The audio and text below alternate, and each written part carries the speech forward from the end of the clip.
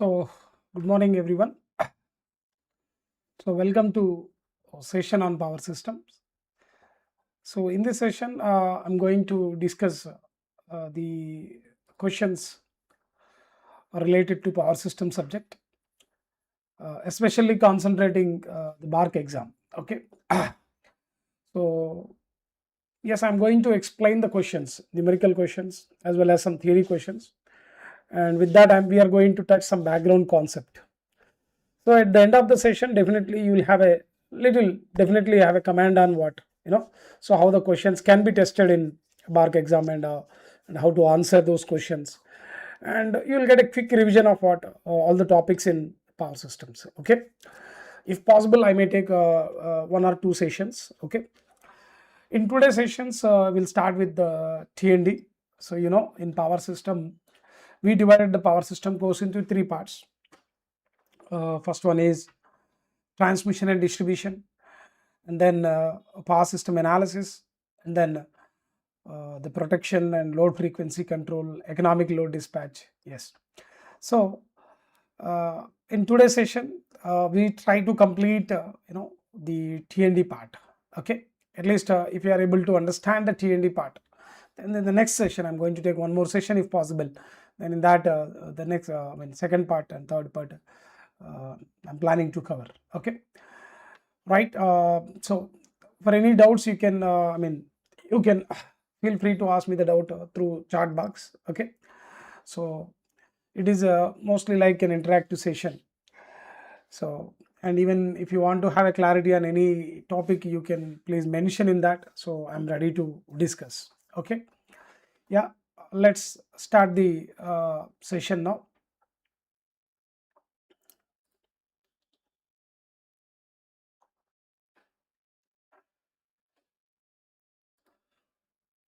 Yeah. So I'll start with the question here. The first question. So all the questions I'm going to cover is the previous GATE and ESC and the other competitive exams like Genco, Transco, Discoms. Whichever I feel important, whichever I feel there's some background theory is there, then I'm going to discuss those kind of questions here. Right.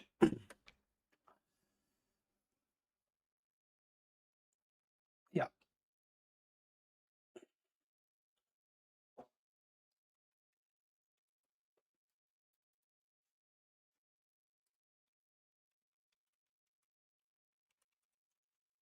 See the first question here.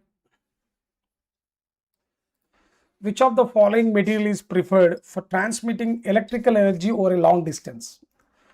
So this is a question which related to basics of power system. Yeah, I will follow the event sequence also. First topic is basics of power system. I'm going to cover few questions on basics, and then line parameter calculation, then performance of transmission line, wave traveling, voltage control, power factor correction, etc., etc. Okay, clear? Yeah. See the question, which of the following material is preferred for transmitting the electrical energy over a long distance? Okay. Now, generally speaking, we have a copper and aluminum, right? Okay. So copper is what the costlier material, okay, compared to aluminum. Copper is not plenty available in nature, so aluminum is plenty available in nature. Okay, for transmitting the the power in modern power system, we are using the aluminum but not copper. But there is some advantages of copper you can't replace with aluminum. That is, so copper has high conductivity than aluminum. Copper has high tensile strength than aluminum. So that's why the aluminum conductors are having less tensile strength, so that the sag is more. So to improve the tensile strength, we are not just using only aluminum strands. We are using what? Aluminum mixed with what? Steel. So for bulk distance means what? For transmitting the electrical energy over long distance means definitely it is a transmission system. For a transmission system, we always use ACSR conductor. You remember, okay, it's an aluminum conductor, but all the conductors are standard conductors, and especially we use double AC conductor, all aluminum conductors. That is for distribution system. Transmission system, ACSR conductor. Here the question is talks about transmission system. How I confirm that it is a transmission system over a long distance?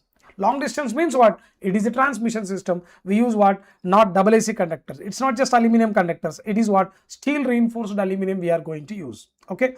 If it is for short distance, then the option is what? Simply aluminum conductors. Okay. But now we are using what? A steel reinforced aluminum conductor for transmitting the power over a long distances. Okay.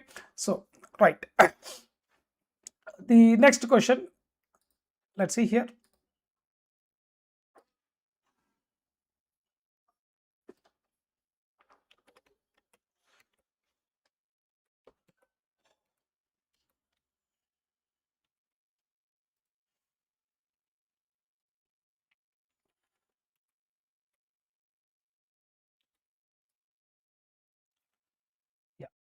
See the question here.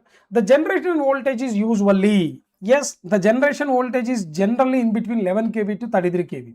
As per our Indian power system, the generation voltage, the maximum generation voltage is 33 kV. Our generation voltage is generally in the range of 11 kV to 33 kV. The most common configuration for hydro is 11 kV. But whereas, the thermal and nuclear, we may go up to what? 33 kV also. So the generation voltage is usually in the range of what? 11 kV to what? 33 kV. Okay, clear. So, and transmission voltage, if you see, so I'm going to list out all the voltage levels here. Yes. So generation voltage in between what? 11 kV to what? 33 kV. This is what generation voltage. Now what about transmission voltage? Transmission voltage is what? Yeah, the transmission voltage is generally ranging from what? 66 kV to 765, okay, kV. As of now, this is the transmission system. Okay, clear. Then distribution system means what? This is from what? 230 volts to 33 kV. This is the distribution system voltage. Okay, clear. 230 volts to what? 33 kV. 230 volts is what? Single phase system. Clear. I hope this is clear for you.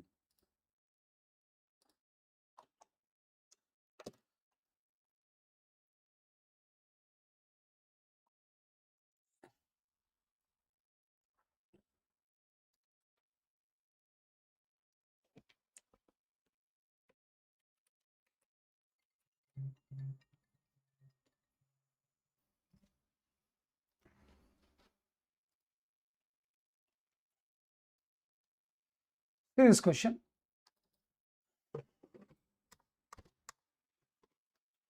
Yeah, the wave shape of a standard lightning impulse. Actually, the standard lightning impulse is represented as like this. Standard lightning impulse, the represented is TR, rise time in microseconds, fall time in microseconds. Okay, and apart from this, the starting one is the peak current. So this is the standard lightning impulse representation. But if not, three things are not given, then at least what? The two things must be specified. One is what? Rise time in microseconds. The first one you can skip it. Fall time in what? Microseconds. Rise time in microseconds and what? Fall time in microseconds. Now you can notice that. Okay. Rise time in microseconds and what? Fall time also in microseconds. Yeah, you can answer now. What is the answer for this question?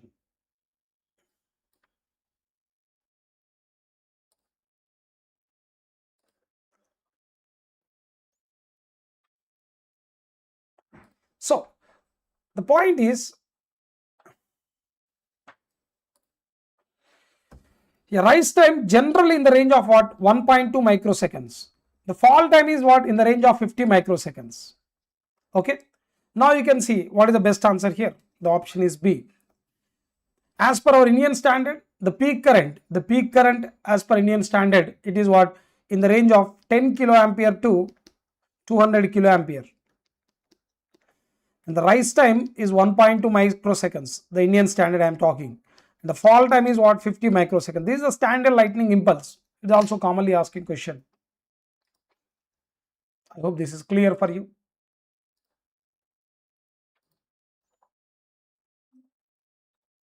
Now, let's see this question.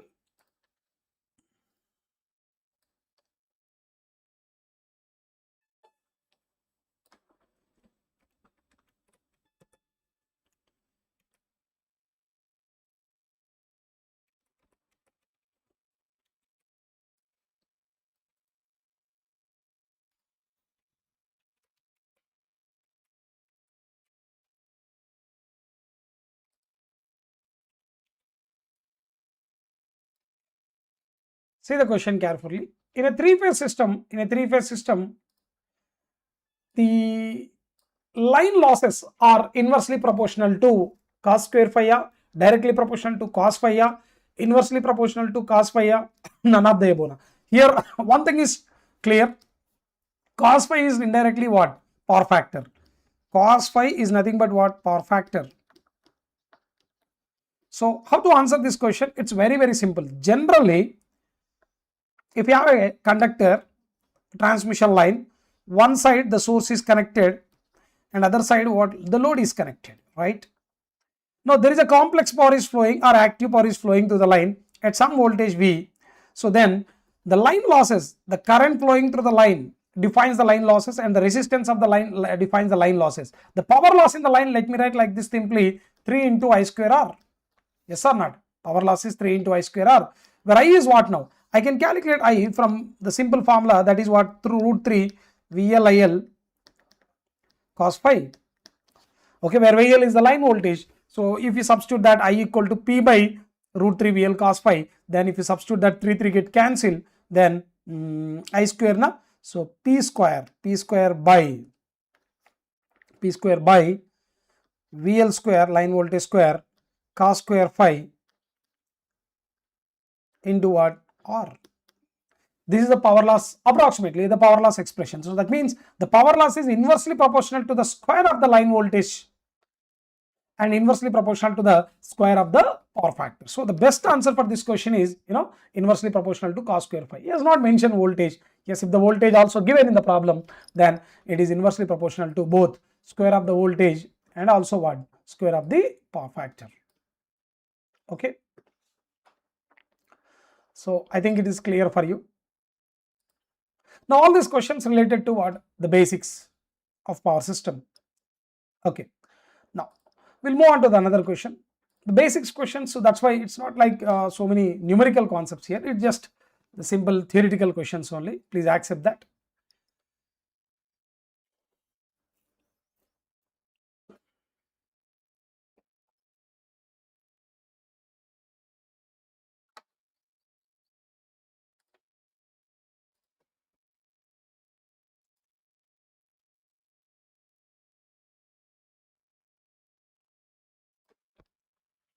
So, yeah, let us consider this question. This is also a basic question.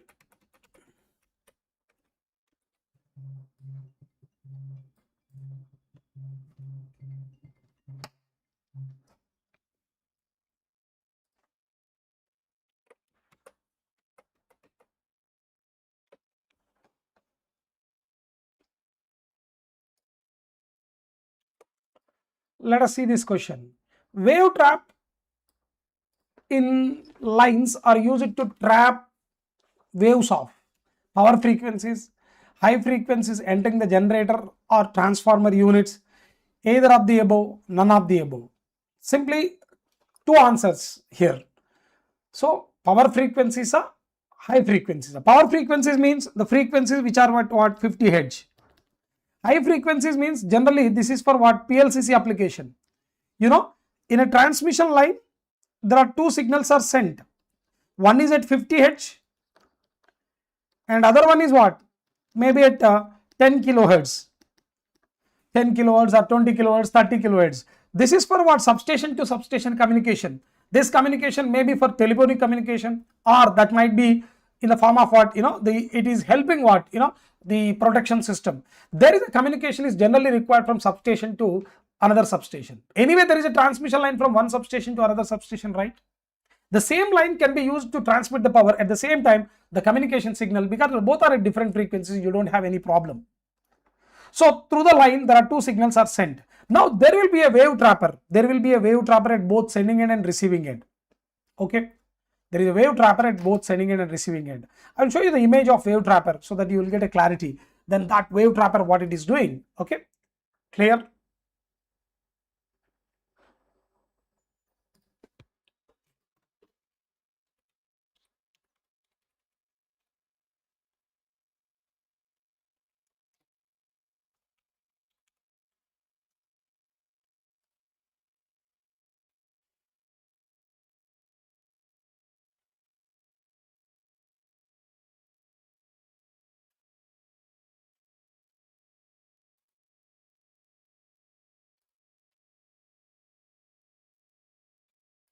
Have a look.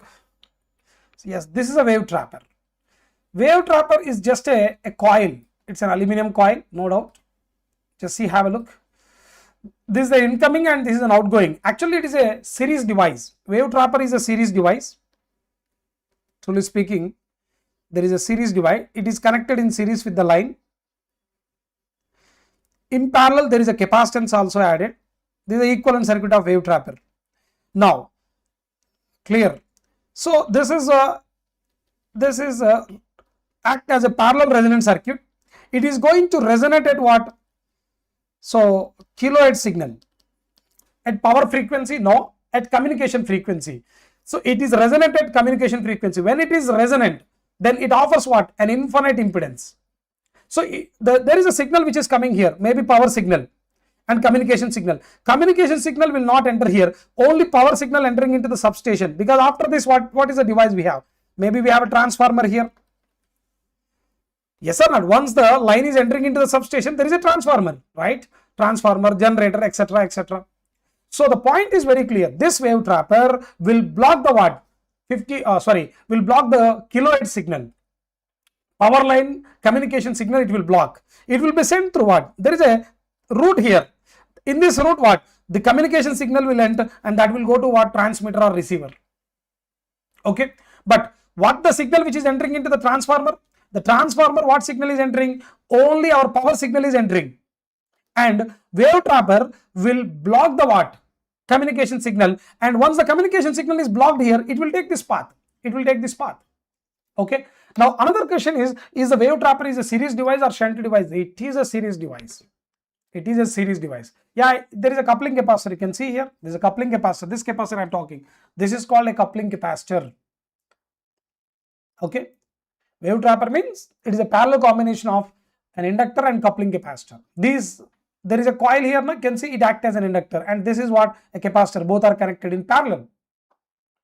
So it is going to block the communication signal and going to allow what? Power frequency signal. Wave trapper is a series device. This is how the question can be framed from this topic. Okay. I hope this is clear for you. Yes. Any doubts here? So the answer for this question? Yes. It is going to block the what? High frequencies entering into the generator or transformer units.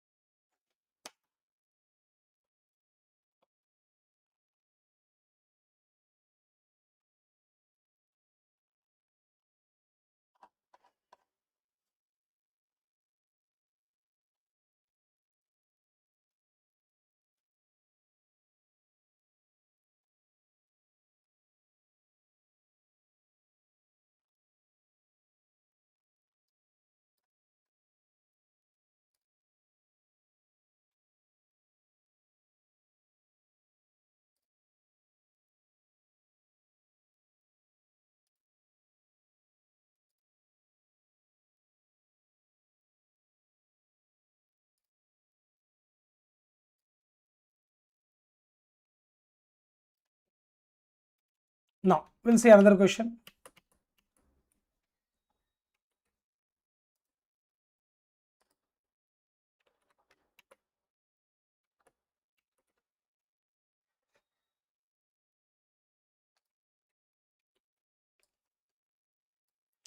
For a long uncompensated transmission line, the loading is governed by. So this is the question related to the loadability of transmission line. See, for a short line, the loadability is based on short transmission line means less than 80 km. The loadability of short transmission line is based on thermal limit. The loadability of medium transmission line is based on medium transmission line means 80 km to 160 km. It is based on VR limit, voltage regulation limit.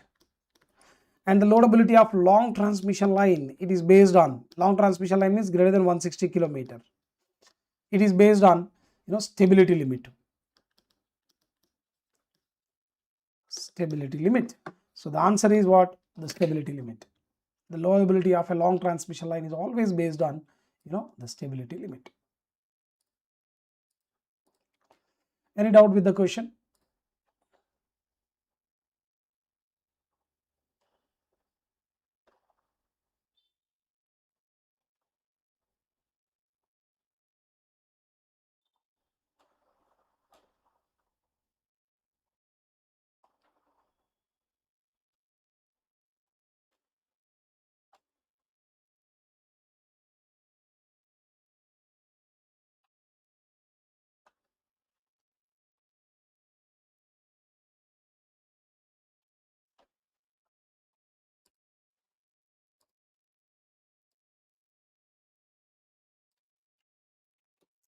Yeah. Let's see the another question.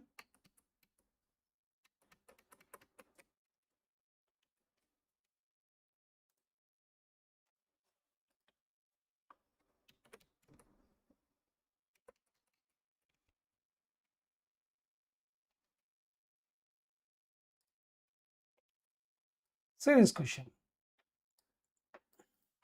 The number of strands on a 3-layer cable is, okay. See, it is also a commonly asking question. The number of strands because in a transmission system we are going to use what? Stranded conductor. We never use solid conductors. We use what? Stranded conductors. Okay.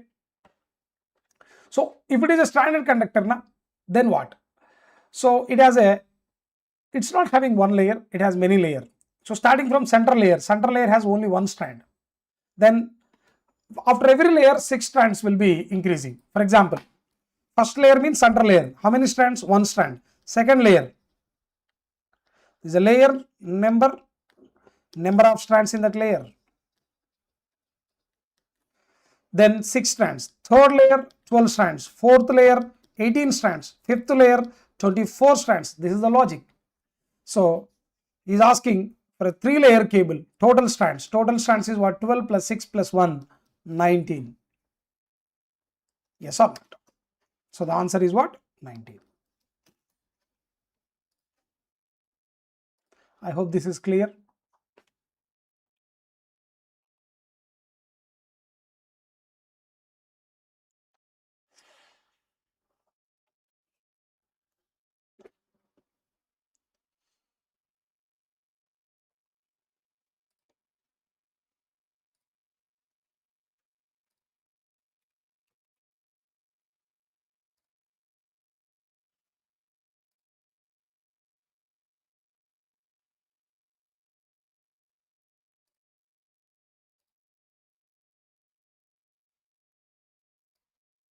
Let's see the another question.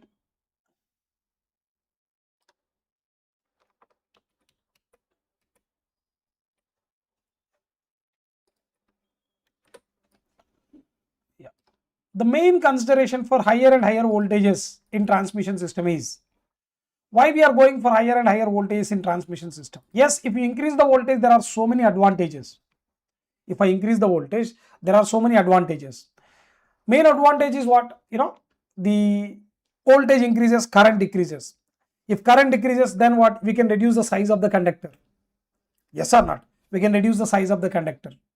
If size of the conductor decreases, what? You can reduce the cost of transmission. But apart from this, what is the main reason for going higher and higher voltages? See, again I am saying, for constant power, if voltage increases, the current will decrease. Current decreases, what happened? I square R losses decreases. Size of conductor decreases.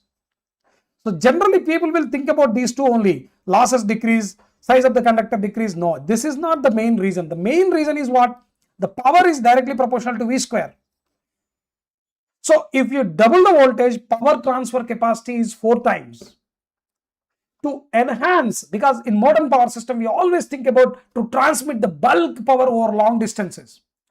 Yes or not? We need to transmit the bulk power. So for bulk power, the only option is higher and higher voltages. For example, if it is a 132 kV, you can't transmit more than what? 75 MVA. That is a maximum power handling capacity. For a 220 kV, you can go up to what? 200 MVA. That's it. If it is a 400 kV, you can go up to what? 800 MVA. This is a power handling capacity I am writing. If it is a 765 kV, you can go up to what?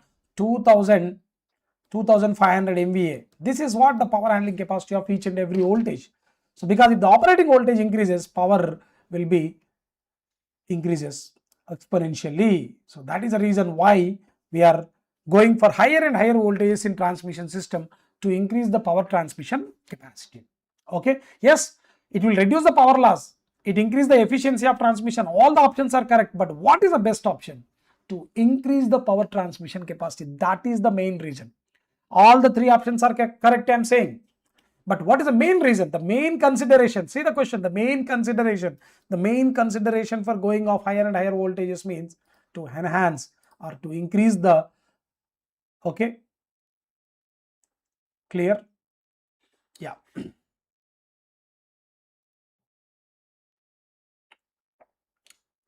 Yes, in the BARC. Yes, the BARC questions also tested. BARC questions means, yes, it is a theory questions and numerical questions, but I am now covering only the basics part. That's why you can feel only theory questions here. But little later, we are going to see the numerical questions also. No need to worry. Okay. Numerical level also be tested, but not much. Okay, because the calculators are not there. That is the reason. So you concentrate on what? Mainly theory questions. Even I'm saying numerical questions also tested. Okay. So I hope this is clear. Yeah, we'll move on to the next question.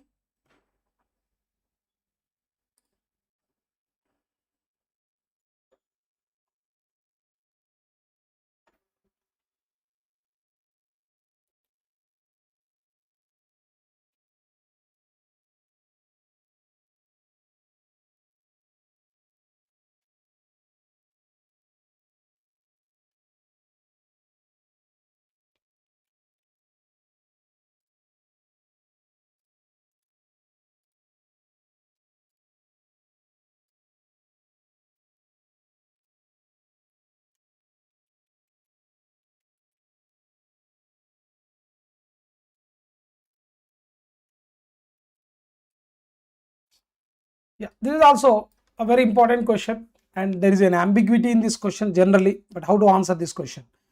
When the voltage is increased by n times, the size of the conductor is increased by n times, increased by n square times, reduced by 1 by n times, reduced to 1 by n square times.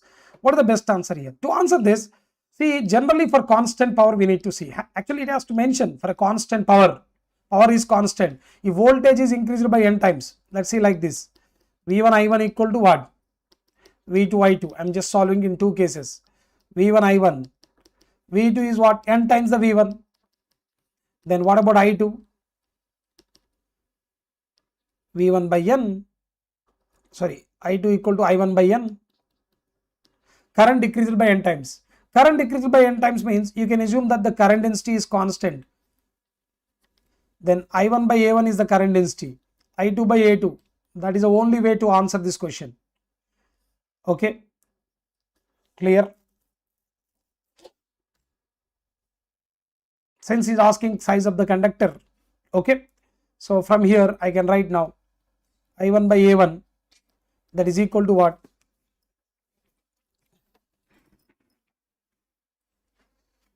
I2 by A2. I2 is what now? I1 by N. Now from this A2 equal to what? A1 by N. So the cross section area of the conductor is reduced by what? N times. Okay. size of the conductor or cross section area of the conductor, you can assume same. Okay, so the best answer for this question is reduced to 1 by n times. But if the question is given like for constant efficiency, for same efficiency, then the answer will change. Okay, efficiency same means what? Losses will same. Losses will same means what? Resistance will increase, because current decreases, losses decrease. Losses same means resistance has to increase. Based on that, you need to answer. Okay, clear?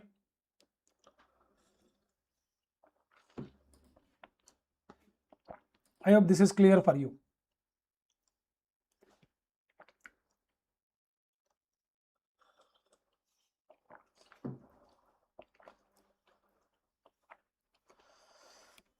Upload this PDF in GTD batch live course. Yes, I will do it. No need to worry. Any doubts here? Now we'll move on to the next set of question.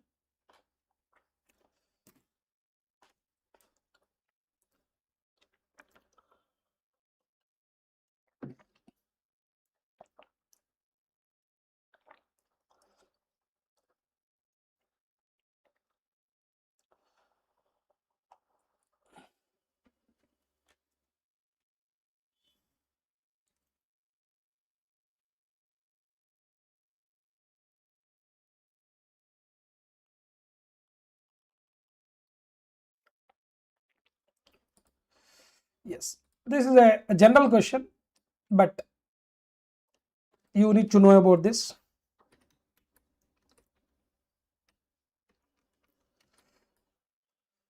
So try to answer this question. What happened during load shedding?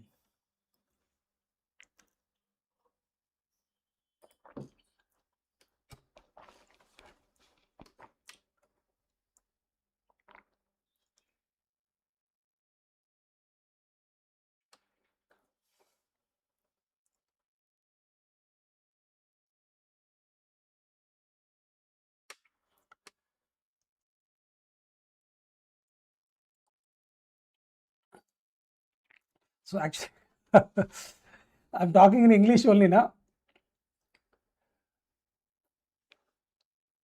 Okay. So all right, tell me, what about this question? Try to answer.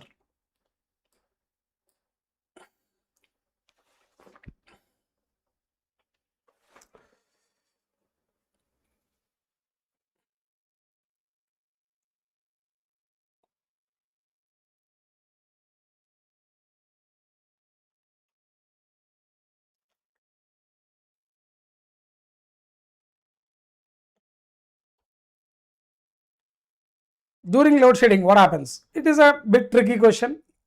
Some of you easily answer, but let's see. During load shedding, what happened? Is the voltage reduced during load shedding? See, load shedding means what? We disconnect the load. System loads are switched off. If load is off, then what happened after that? Voltage increase or current decrease? This doesn't matter. What is load shedding? Yes, if you really answer na, okay, during load shedding, load is off, current decreases. Current decreases, naturally voltage will increase but not decrease. So many people will go for option C here. Option C is, but the correct option is what? Only A. During load shedding, only system loads are switched off. Nothing else will happen. Okay. Clear? Any doubts here?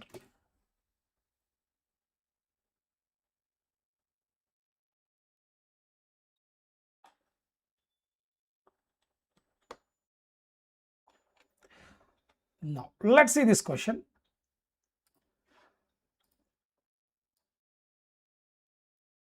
It is just extension to the previous question. So, in this question, nothing is mentioned, right? Just voltage increased by n times. What happened to the size of the conductor, right? But now we are going to see another question. Let's see there what is mentioned. Assuming constant transmission efficiency. These are the questions from the basics so frequently asked.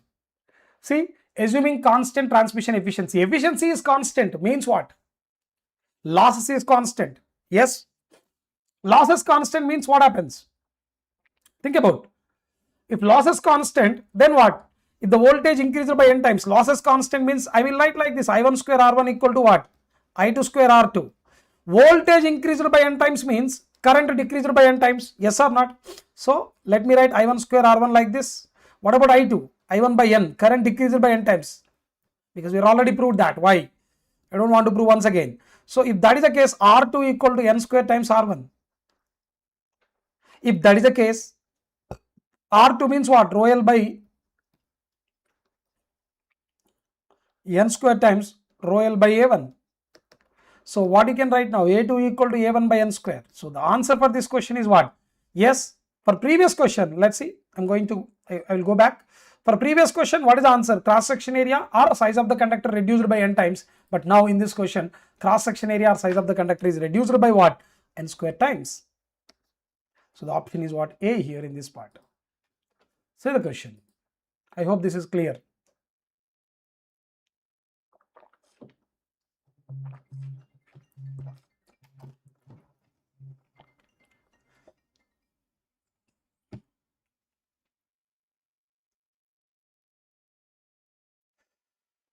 Manju, what I have to answer for Manju?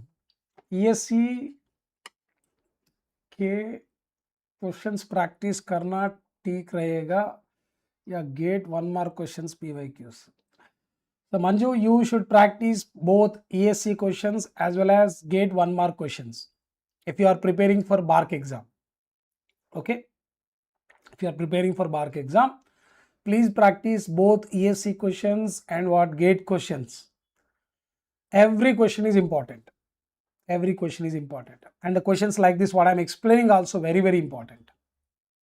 Okay, clear? And don't limit yourself to what practice. I will practice only ESC questions. I will practice only gate questions. You practice every questions, then only you will get a good command on the subject. Yes or not? Clear? Yeah. Just hold on.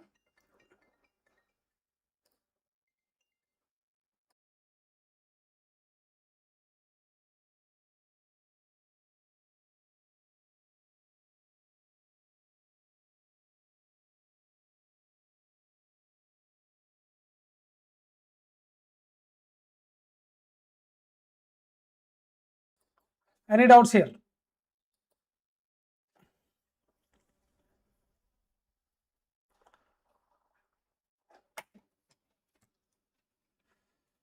So all right, we'll move on to the next question.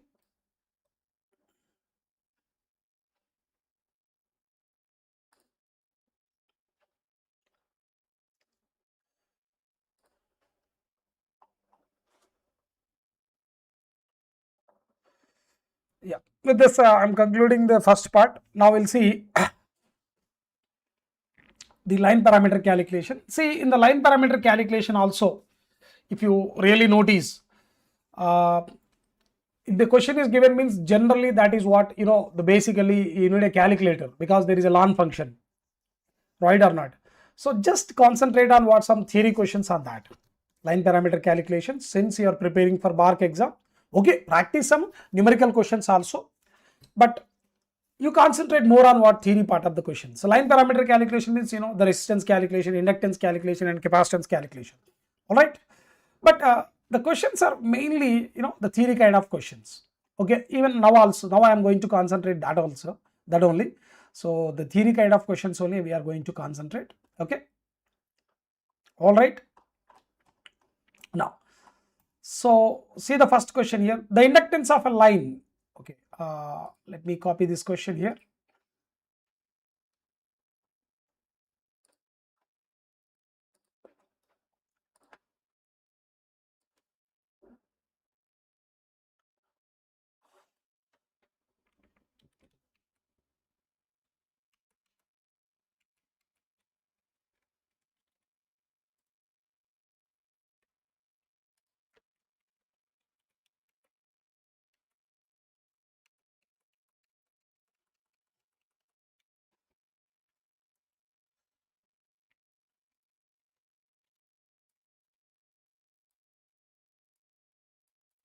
Yeah, the inductance of a line is minimum when? Try to answer this question.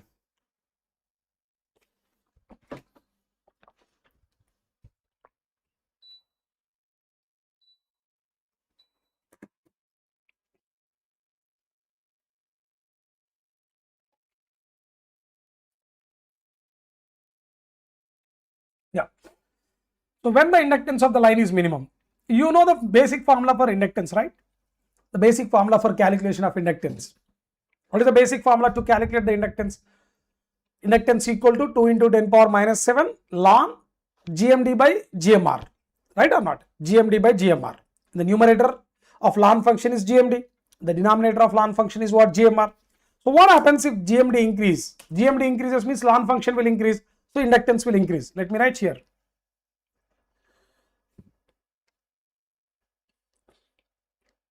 Inductance per phase.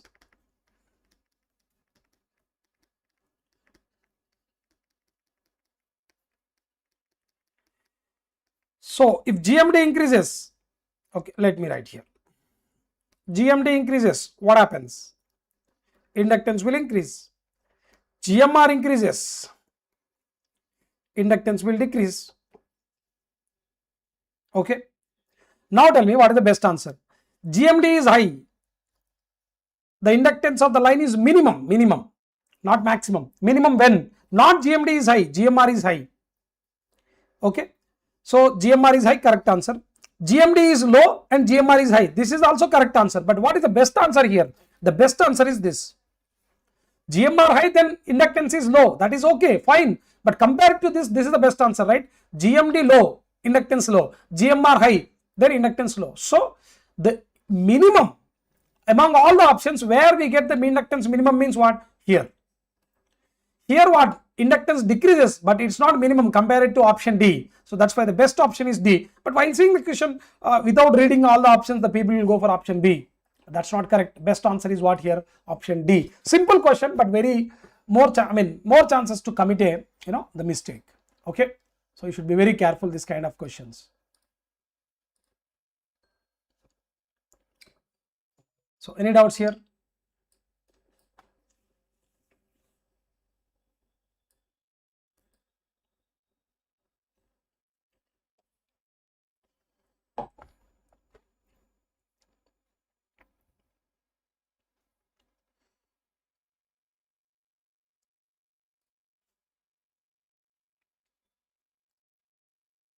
All right, the next question.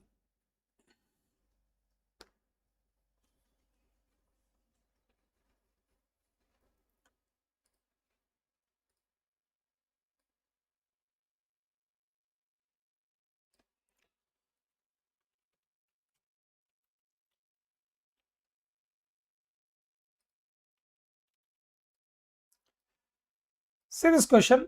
A conductor is composed of 7 identical copper strands, each having a radius of r, then self GMD of the conductor will be. So it's a bit lengthy question. It's not an easy question.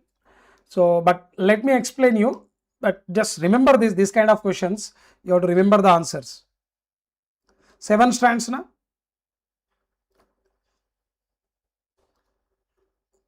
4. Why I am using this?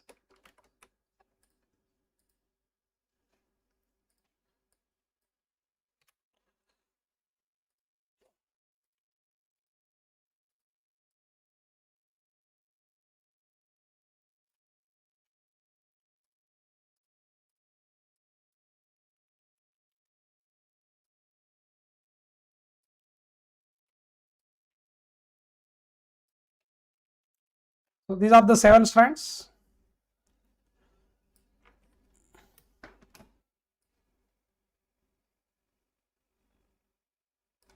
Is asking to calculate the GMR. The radius of each strand is r now. All the strands having same radius, undoubtedly. Now tell me what is the GMR now for this configuration. See how to calculate the GMR. You have to write the terms with respect to each and every conductor.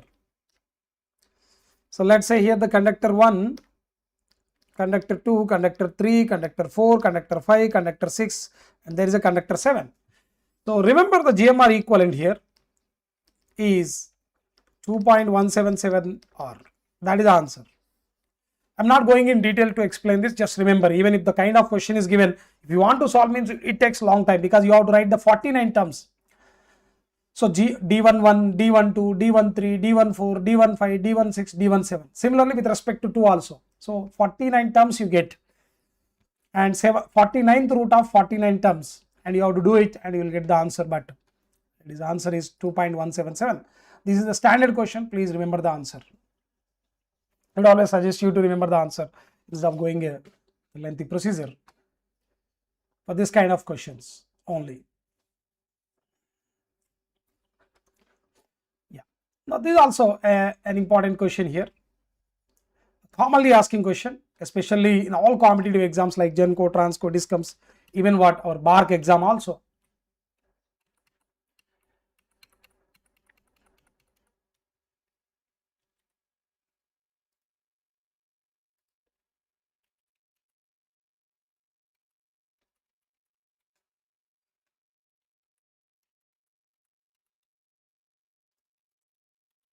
See this question and try to answer the question.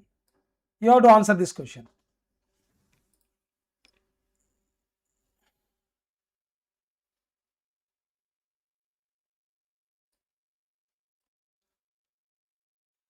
Yeah, the concept of self GMD is used for what? The concept of self GMD method. Quickly you need to answer. We are going to solve some numerical questions also after this. Quickly, we'll proceed. Please answer.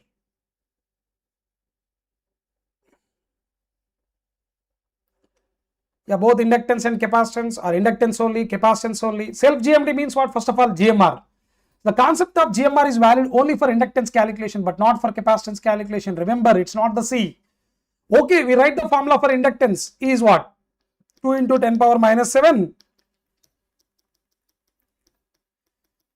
Even to write the capacitance also, you might have seen the formula for capacitance 2 pi epsilon naught ln of what?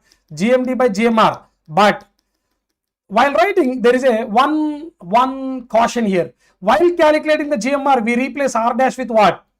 R. Replace R dash with R. Why we do so? Why we do so? It's very simple. See, while calculating the inductance, there is an internal flux. Okay. So inductance is what? Fundamental formula lambda by I. Flux and flux linkage is matter. But capacitance formula Q by V. Charge inside the conductor is what? Zero. Charge is always accumulated on the surface of the conductor. Now, to account for internal flux, instead of R, we are taking R dash. So, fundamental definition of GMR is R dash, but not R. But if you take R dash here, that is wrong. Why? There is no internal charge. So, that's why, strictly speaking, for overhead transmission line, the self GMD method or GMR method is valid only for inductance, but not for what? Capacitance. Okay, you may ask a question. Anyway, you are using a formula for 2 pi epsilon naught ln GMD by GMR for capacitance calculation also. Yes, we are using, but in that there is a note that while calculating the GMR, replace R dash with R. That means you are violating the rule of GMR. It is not really a GMR. It is a modified GMR, I will like to say. But for simplifications, for calculations, okay, we are using. Okay, but if the question is given, is self GMD method is used for what? Inductance or capacitance or both means? The best answer is inductance only. I hope this is clear for you. Clear? Yeah. We'll move on to the next question.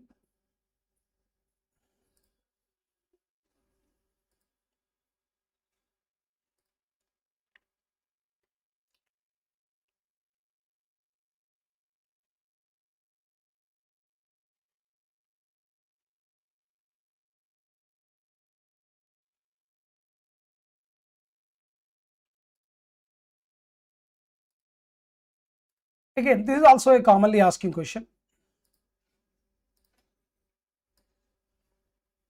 When the inductance of a transmission line is doubled, have a look.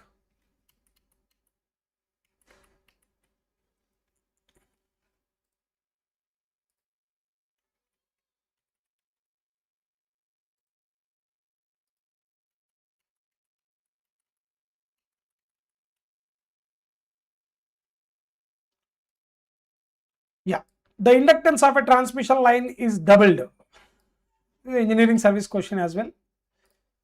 When it is doubled, the distance between wires is doubled, the distance between the wires is increased fourfold, the distance between, line wires to radius, the distance between wires to radius is square of the original value. Yes, the answer is what? This.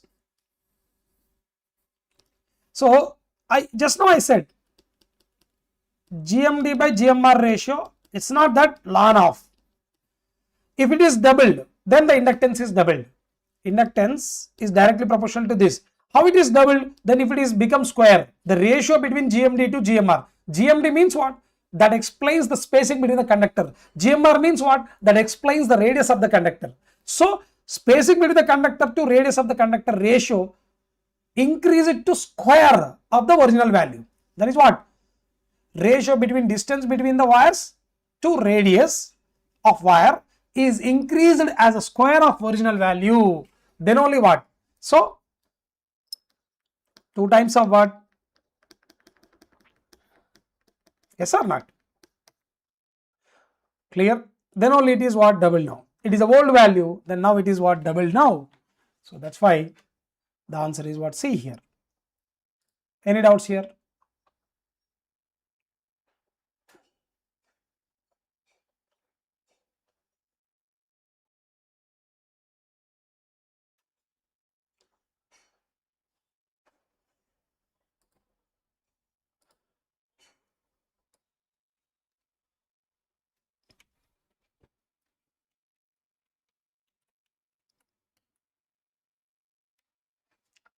So we'll go for the next question.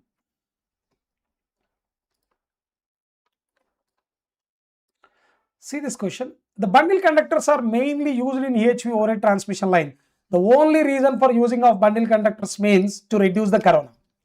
But if corona reduces, there are other advantages also. Corona loss will decrease.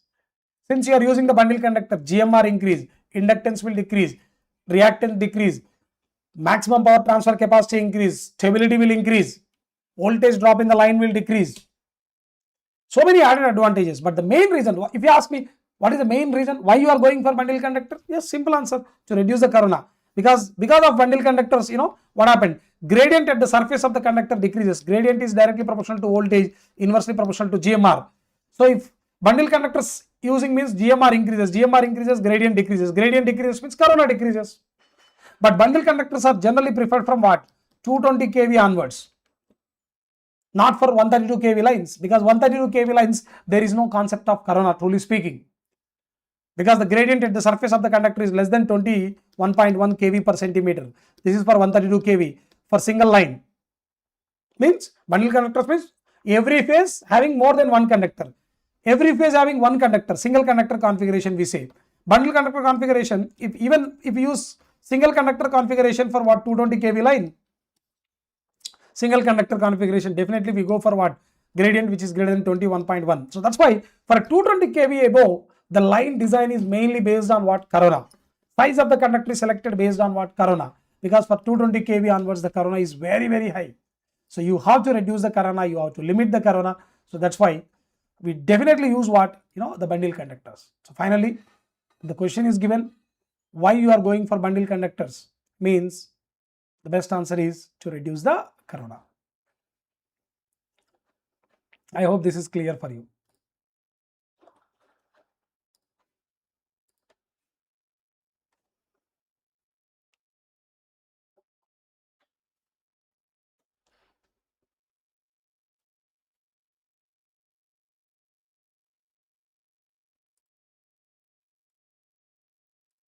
This is also a commonly asking question. N number of times this question is given. Let's see this question.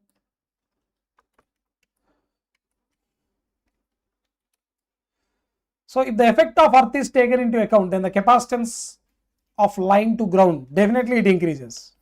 Capacitance will what? Increase. Due to earth effect, electric field intensity will increase. So definitely what? The capacitance will increase. But truly speaking, so because of the earth effect, so since the earth is an equipotential surface, so there is a mirror image of the conductors, like something like, not mirror image, water image.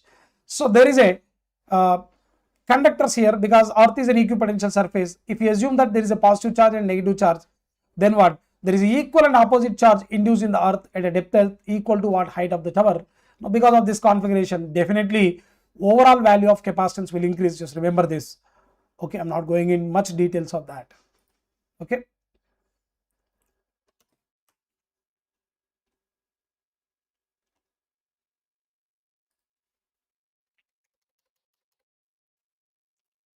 See this question.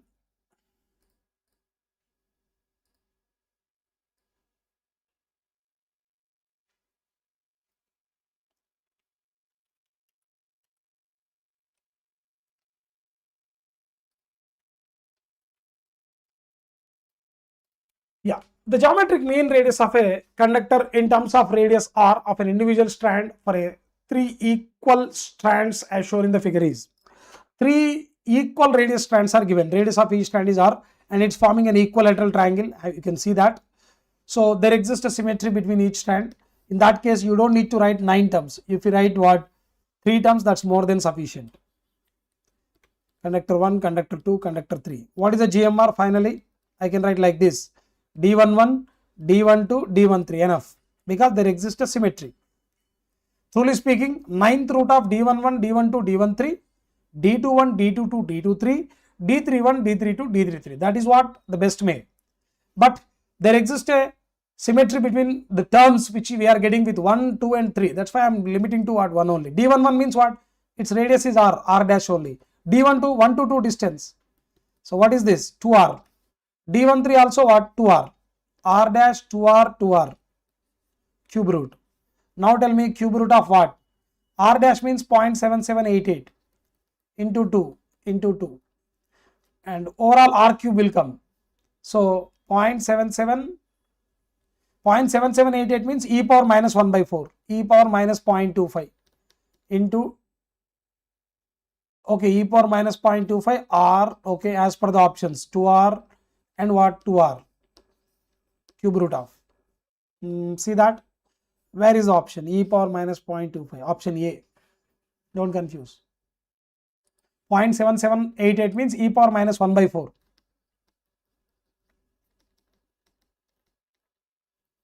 So which is also equivalent to what? E power minus 0.25.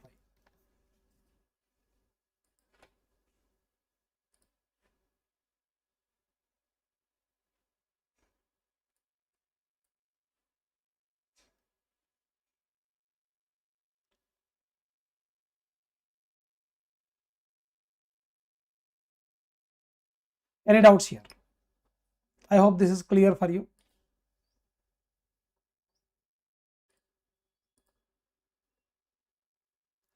So we'll move on to the next question.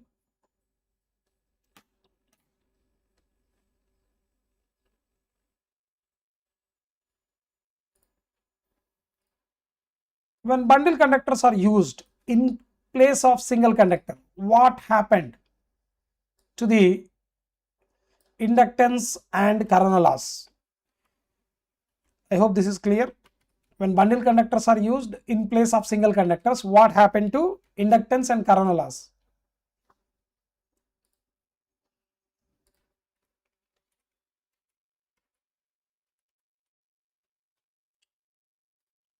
Tell me, what is the answer? The answer already there.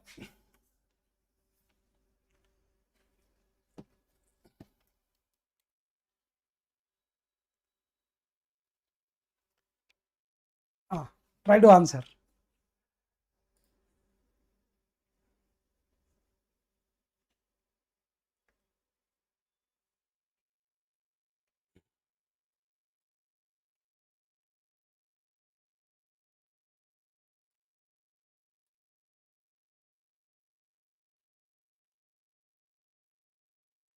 You have seen the options.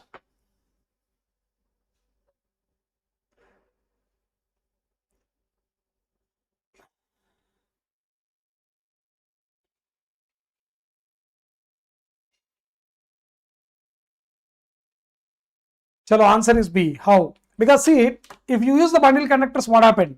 Corona decreases, right? Corona decreases. So corona loss also decrease. Bundle conductors. And GMR increases. So inductance will decrease. So inductance and corona loss both will decrease. Decrease is the answer.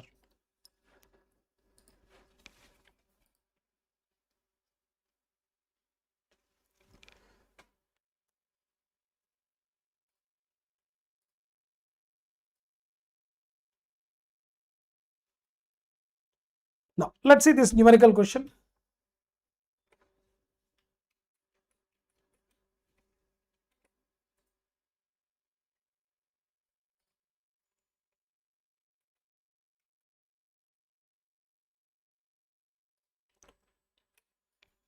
See this question. The inductance of a transmission line in unsymmetrical configuration are LR equal to 30 millihenry, LY equal to 20 millihenry, LB equal to 25 millihenry. Since it is an unsymmetrical configuration, LR, LY, LB are not same if you have not done the transposition. What will be the inductance of each line after transposing? See, what happens if you have not done the untransposed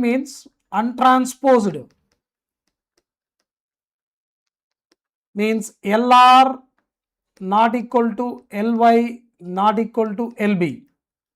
But untransposed L average, if you calculate, untransposed I am writing here, first case. What is L average? LR plus LY plus what? LB by 3. This is what L average. Now, what happened after you do the transposed? Transposed means for same line, if you do the transposition, I am writing LR dash equal to LY dash equal to what? LB dash. Now, LR dash, one more thing. What about L average? Okay, of transposed case. Okay, L average dash equal to what? LR dash plus LY dash plus what? LB dash by 3. That is equal to LR dash only. That is equal to LY dash only because all are same. That is equal to LB dash. I hope this is clear, right? After you do the transposition, inductance become equal. And if I calculate the average inductance, that is what? LR plus LY plus LB by 3. Since LR, LY, LB are same, LR equal to X, LY equal to X, LB also equal to X, X plus X plus X, 3X by 3, nothing but X only. So, one more important thing you need to understand. Because of transposition, average inductance will not change. That means whatever the average inductance before transposition, whatever the average inductance after transposition will same. This is after transposition, this is before transposition, average inductance is same. Now tell me, since what is the average inductance before transposition? LR plus LY plus LB by 3, 30 plus 20 plus 25 by 3. What is this? 30 plus 20 plus 25, 50, 75 by 3, which is nothing but 25 millihenry. So which is also equal to what? LR dash, LY dash, LB dash, these 3 equal to what? 25 millihenry. So after transposition, the inductance become what? LR, LY, LB, which is what? 25 millihenry.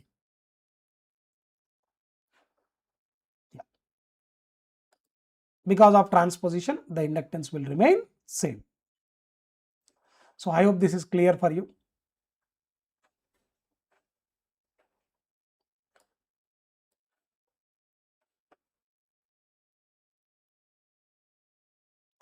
So transposition means average inductance will not change.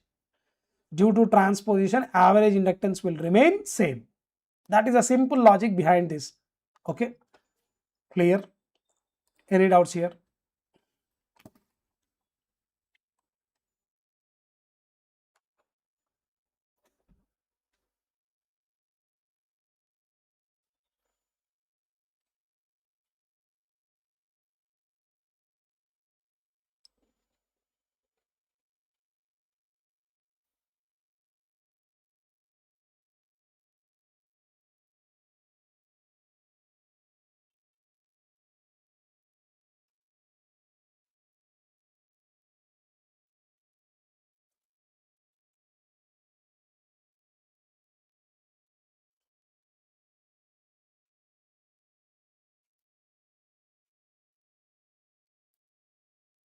Okay, try to answer this question.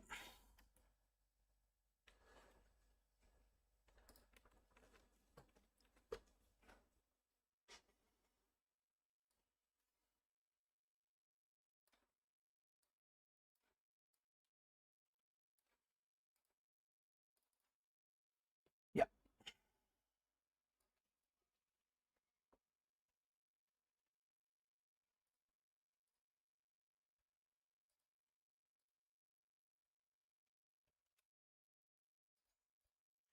The charging reactance of a 50 kilometer length of the cable is 500 ohms. What will be the charging reactance of 100 kilometer length of the line is? Now the length of the line is 100 kilometer. That means the length of the line is double. What is the charging reactance? See, first of all, what is charging reactance of transmission line? Charging reactance means it is because of capacitance. 1 by 2 pi fc. Now capacitance will increase with increase in length. Yes or not? Clear? So if length is doubled, capacitance is doubled. Capacitance is doubled, reactance become half. Yes or not? See that. Length is what? 50 km to what? 100 km. Length double means what? Capacitance C dash become what? 2C. Then C dash become 2C, then XC dash become what? XC dash inversely proportional to what? Okay, let me write like this. XC1 by XC2 equal to what? C2 by C1. So C2 equal to what? 2 times of C. 2 times of C1. C1 get cancelled. XC2 equal to what? XC1 by 2. XC1 is what? 1500 ohms by 2, which will be what? 750 ohms. The answer for this question is what? 750 ohms. Careful.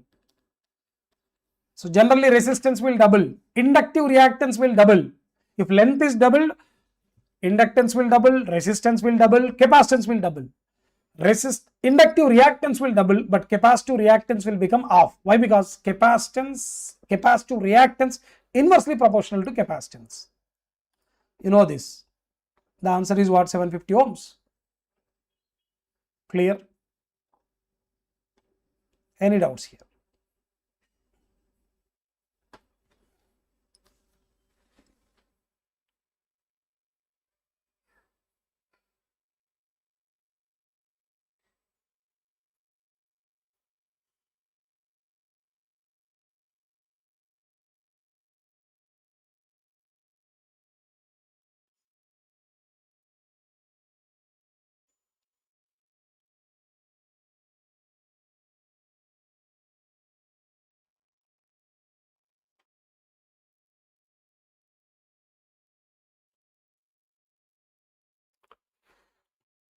Yeah. Any doubts here?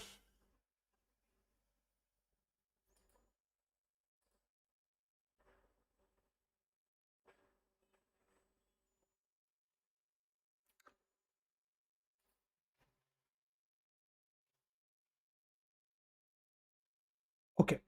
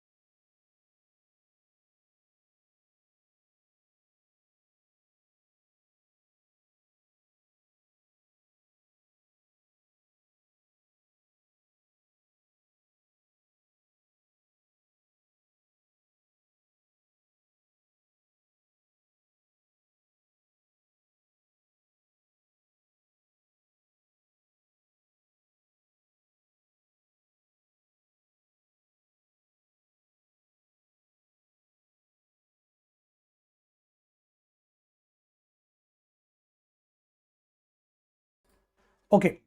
A 100-kilometer long transmission line is loaded at 110 kV if the line loss is 15 megawatt and the load is 150 MVA. The resistance of the line is. Try to answer this question.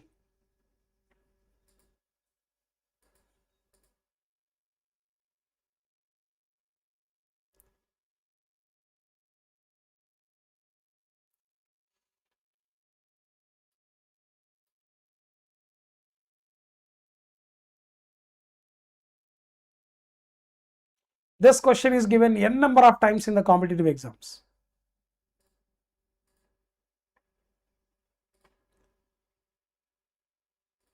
So how to answer this question?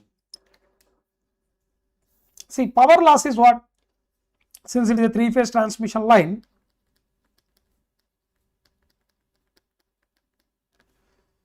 power loss is given 15 megawatt.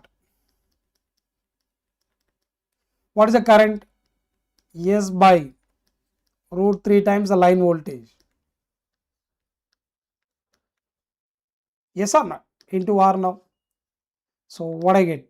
3 by S is what? 150 MVA. 150 into 10 power 6. Root 3 into line voltage. 110 into 10 power 3.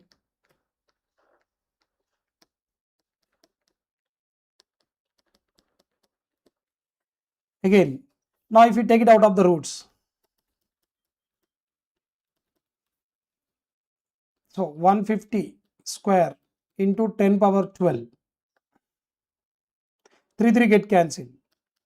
110 square into 10 power 6 into R. Let's see. 10 power 2, 10 power 6 and 10 power 6 get cancelled. Okay. So the answer is what? 15 into 110 square by 150 square. 150 into 150. So let me write this. 15 10 ja.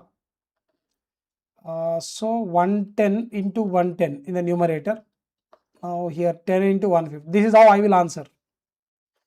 So 0 0. So 11 11 121. 121 by 15 is the answer. Ohms. 121 by 15 is what? Approximately, let me say 3 5 ja 340. 120 na. 1 is left. 0.333 will get 5 8 ja 40 and some 33 is there na, 0.6 we get approximately. Yes or not? Clear? So the answer is approximately 8.06 ohms.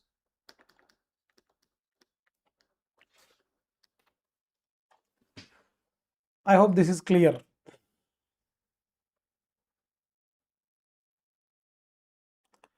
For a transmission line, line loss equal to 3 into I square R. I equal to S by root 3 VL because S equal to root 3 VL IL na, that's why.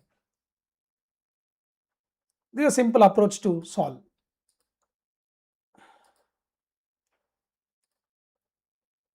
Any doubts here?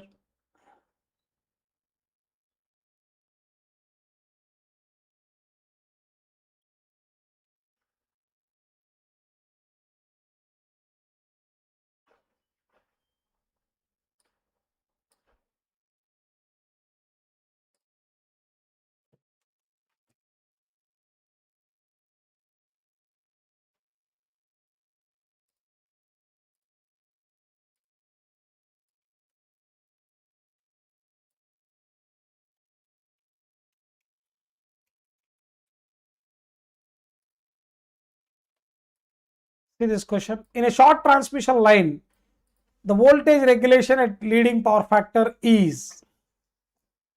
See, this is not an exact formula, okay, for voltage regulation. But okay, approximately we can write like this. Voltage drop in the line I can write like this. Vs minus Vr equal to what? IR cos phi r plus or minus Ix sin phi r. Where plus for lagging power factor, minus for leading power factor. Leading power factor means we get what? IR cos phi r minus. See, the original answer for regulation is what? Vs minus Vr by Vr into what? 100. This is what voltage regulation for short line, but not for medium lines. Voltage regulation in percentage. So you divide this with Vr and multiply with 100, that gives. So, but as per the question, the best answer is what? IR cos phi r minus Ix sin phi r into what? Yeah.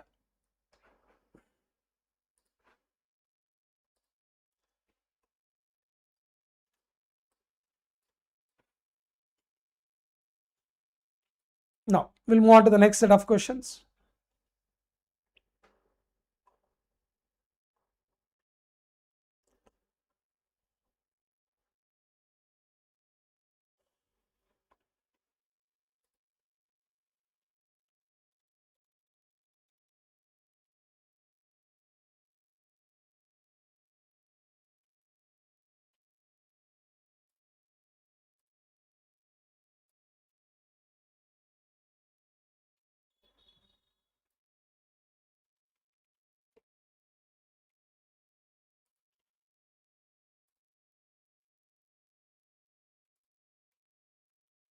This question.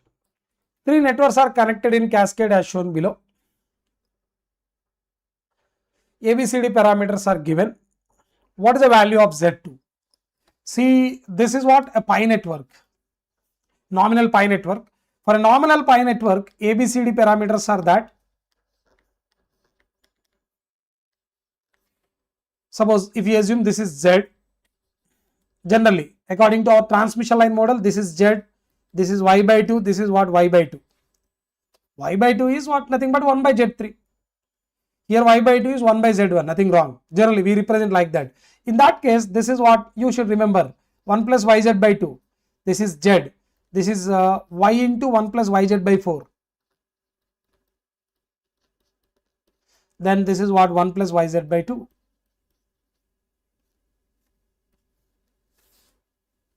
Clear? So Z is nothing but what? Z2. So this B parameter is nothing but Z2. Z2 is nothing but what? Parameter B. What is the parameter B given? Phi at an angle 10. Simple question. Phi at an angle 10 is the answer.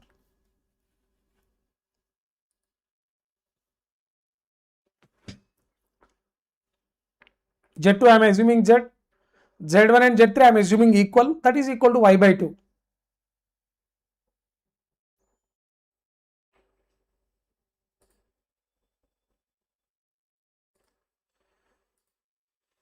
Okay. Any doubts here?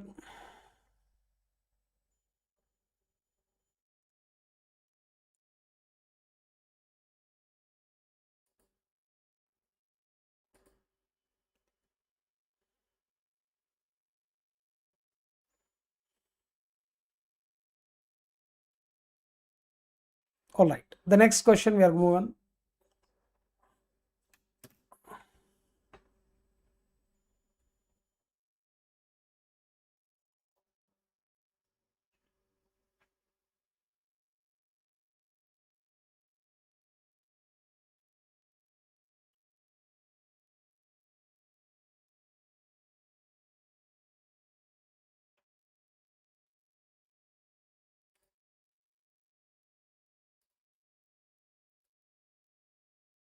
This is also a very important question.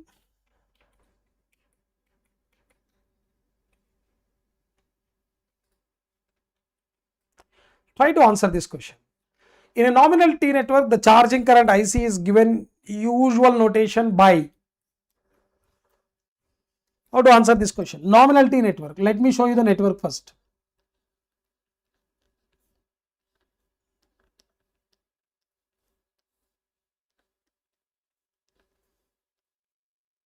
There is a load here, Z by 2, Z by 2 and what? Y.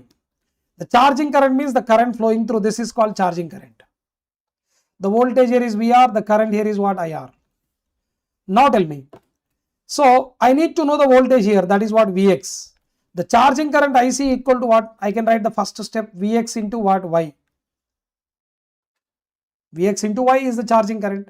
Now what is that Vx? Vx means what? This VR and what? Plus voltage drop here. What is the voltage drop here? IR into Z by 2. So I can write Vx equal to VR plus IR into Z by 2. I hope you understand now. This voltage is what? VR. The drop here is what? IR into Z by 2. Let me show you like this, so you will not have a confusion. Yes, I need to have a voltage here, Vx. What is this Vx? The voltage drop here is what? IR into Z by 2 plus what? VR. IR into Z by 2 plus VR is nothing but what? Vx. Okay. Now tell me the charging current. Vx into Y. So Y into what?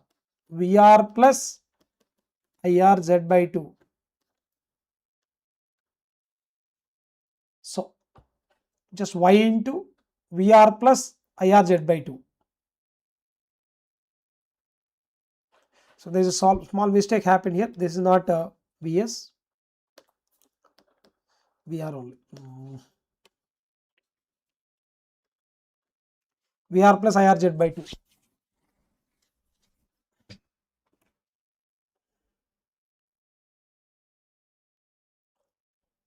So the answer is what? C. Have a look.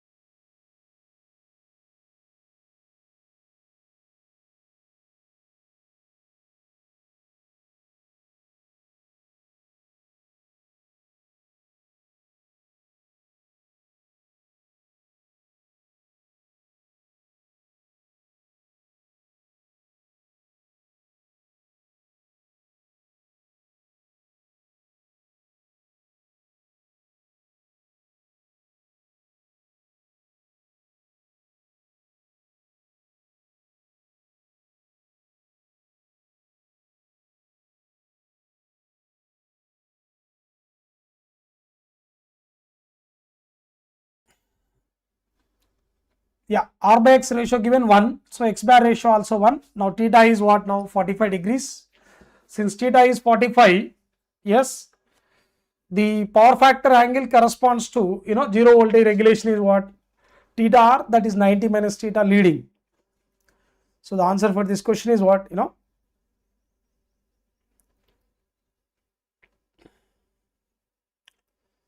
Cos 45 leading, which is 0.707 leading. I hope this is clear for you.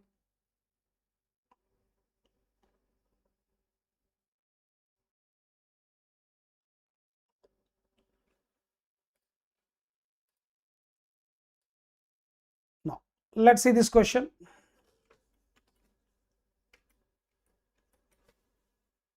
This is also a numerical question. Try to answer this question. A 100-kilometer line is designed for normal voltage of 132 kV and consists of one conductor per phase. The line reactance is 0.726 ohms per kilometer. What is the meaning of this? Line reactance only given 0.726 ohm per kilometer. Means it is 100-kilometer line. So that's why what? What about this 0.726 into 100? Na? So that means 72.6 ohms. That is the line reactance. The static transmission capacity is nothing but P max. That is what? V1 line voltage into V2 line voltage. Both are in magnitude. Divide with what? Reactance of the line. So the line voltage is indirectly 132 kV here. 132 into 132 kV. Divide with 72.6. So that we get it in what? Megawatt. Now tell me what is the answer? 132 square.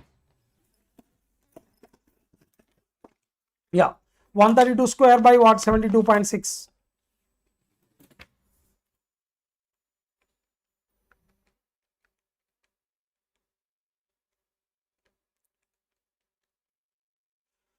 Clear? So how to eliminate the options? Very simple here. See, the answer will be definitely what? More than 132. And it is what? Less than 140. So the best answer is what? 240. Because by seeing the numbers. Otherwise you can calculate. You get exactly 240 megawatt.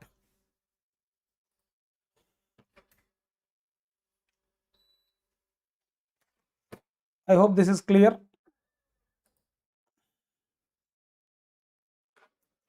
All right, now we'll move on to the next question on performance of transmission line.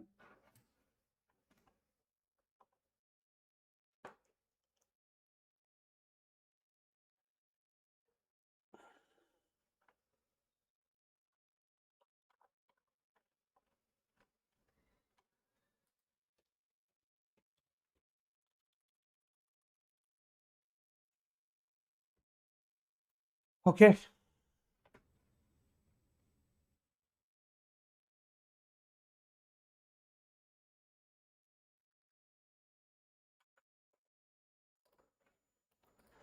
See this question, the Ferranti effect of transmission line is experienced when? The Ferranti effect in transmission line is experienced when? When the Ferranti effect is experienced in transmission line? Give the answer. Line is lightly loaded, heavily loaded, fully loaded, unity power factor. The line is lightly loaded.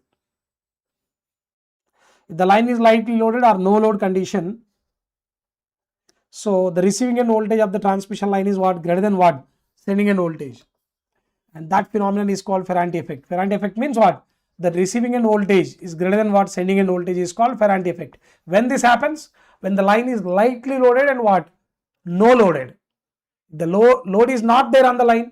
If the line is what? Operating under no load or operating under lightly loaded, or if the receiving end is open circuited, n number of ways you can ask a question. You can frame the options. I'm sorry. Is this clear?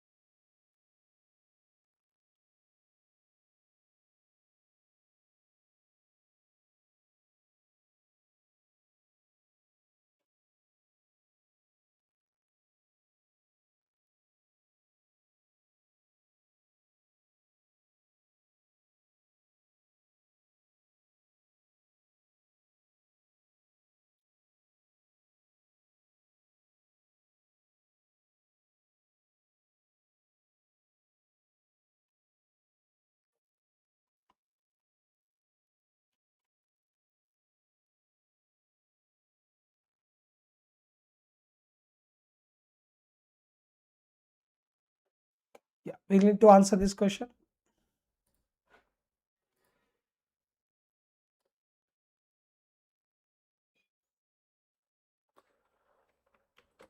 See this question.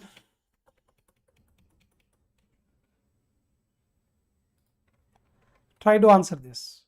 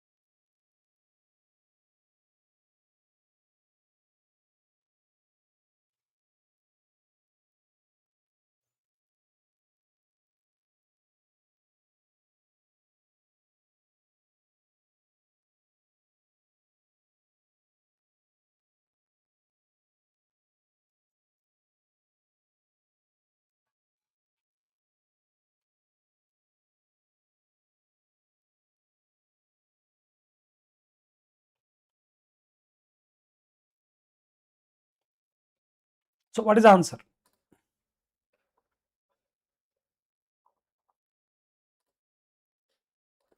So let's see this. A single phase load of 100 kV is delivered at 2000 volts or a transmission line having resistance and reactance. The voltage at the sending end when the power factor of the load is unity will be. He is asking the sending end voltage. Power factor of the load is what? Unity. There is an approximate formula to calculate the sending end voltage. Single phase load, single phase line. So what is the approximate formula? Vs minus Vr equal to what? IR cos phi r plus Ix sin phi r. This is an approximate formula, not exact formula. Using this approximate formula, write Vr plus IR cos phi r. Since cos phi r is unity, I into R, this term is what? 0. Approximately Vr plus IR into R. What is I now? Single phase line, 100 kVA. Power is what? 100 kVA at unity power factor. Otherwise, S by what? V cos phi. Single phase line S equal to V into I cos phi. Okay. Magnitude of I. S is given now. Cos phi is unity. What is V? 2000. If that is the case, what is the answer here? 50 ampere. Okay. Clear. So what is Vs? Vr is what? 2000 volts and 2 kV plus. Okay, let me write like this: 2000 plus 50 into 1.4. What is this? 1.4 into 50. That is 70. So that means 2070 volts, otherwise 2.07 kV. The best answer is what? 2.07 kV. The sending end voltage.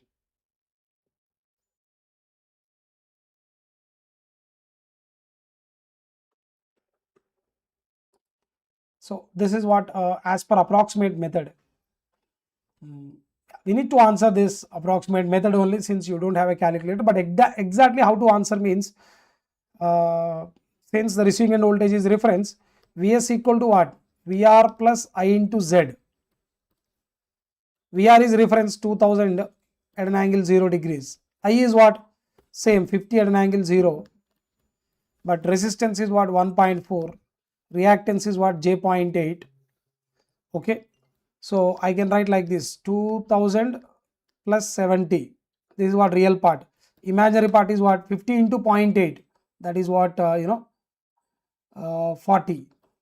So that means 2070 plus J40 is the correct answer. If you calculate the magnitude of that, what is the magnitude of this? 2070 square plus 40 square. This is the exact answer.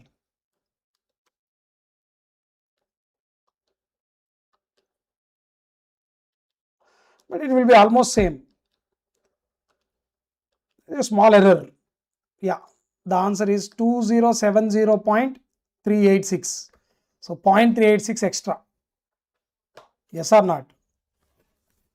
So that's why you don't need to worry much. When you are writing in kV, this part is what negligible. But this is the exact answer. But what we got is 2070. The exact method will give you 2070.386. I hope this is clear for you. Yeah.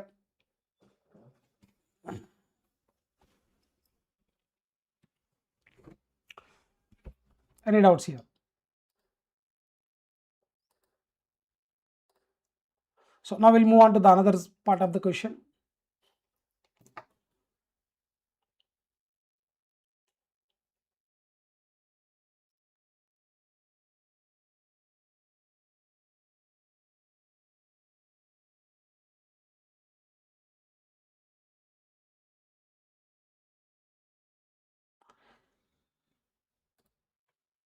Again, let's try to solve this question. It is again a bit typical question, but you can try it. You can try it.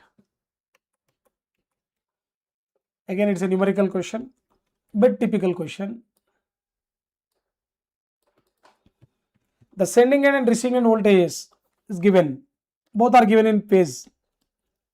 Vs phase 10, Vr is what? 10 kV per phase. 9 kV per phase given. If the resistance drop is 150 volts per phase, resistance drop means what?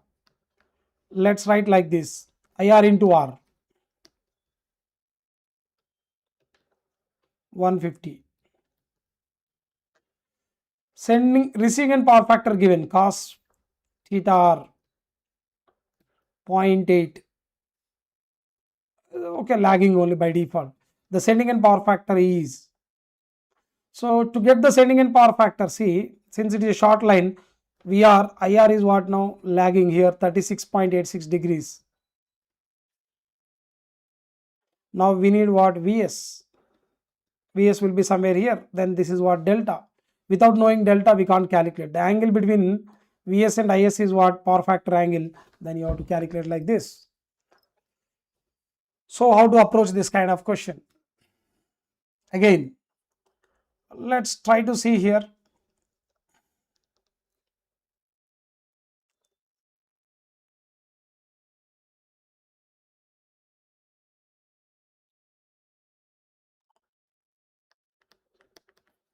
Vs minus Vr is something like this. IR cos theta R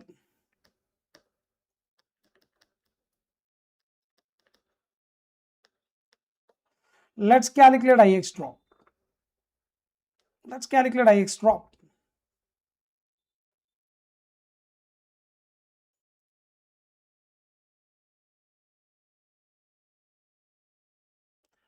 So because Vs minus Vr we know 10 minus 9.5. If we convert this in kV, no? If we convert that into volts, 0.5 kV, 0.5 kV is what? 500. I into R, you know, that is 150. Cos theta R is 0.8. Ix we can calculate. Sin theta R is what? 0.6. Ix into 0.6. So 150 into 0.8. So reactance drop Ix equal to what? 500 minus 150 into 0.8, which is I think 120, right? 150 into 0.8, I'm sorry. Yeah, 120. Divide with 0.6.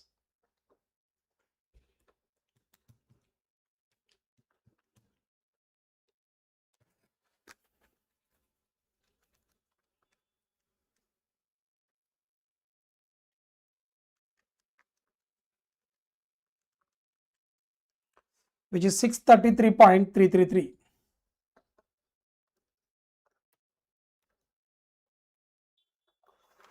Okay, which is quite high compared to what? Resistance drop. So if we neglect the resistance drop and you draw a phasor diagram, this is VR, this is IR into R,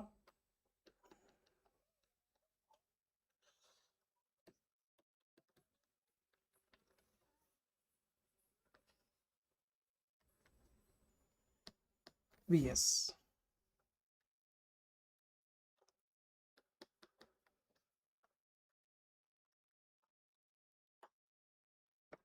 Okay, now this is what we say theta. So you have to calculate now Vs. Okay, and Vs and with phase angle also, then only you will get the answer. Now you have to follow this triangle rule. Now this is what theta r, this is what delta.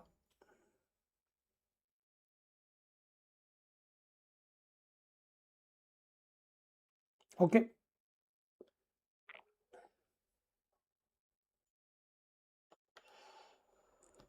otherwise you can draw a triangle like this. If I extend, okay, so you can calculate this. Just try it using a triangle rule. But one thing I can say, even you can eliminate the options also. Definitely receiving end power factor is what? Less than the sending end power factor. So sending end power factor is less than the receiving end power factor. In that way also we can answer. But there are two options here. You need to see here. Okay. Calculations are involved here. You just try it. From the phasor diagram you can get it. Otherwise, the best approach is you can solve like this. Since I know Vs equal to what? VR plus what? IR into Z. Yes or not? Clear? So what about Vs now? VR plus IR into R plus J IR into what? X. So using that also you can get what? An approximate answer, but not exact answer, because you don't know, the current here exactly, and you don't know the resistance.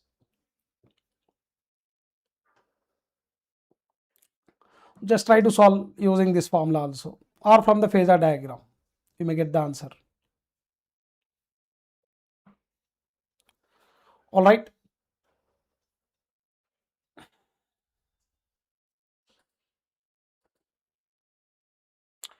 Even there is a direct formula is there, one formula to calculate the power factor.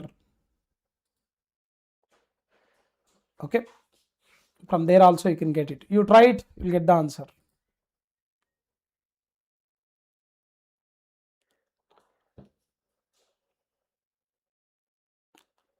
Bit typical question. You can try it.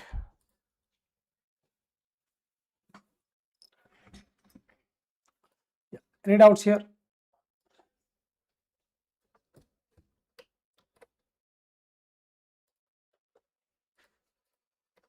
We'll move on to the next question.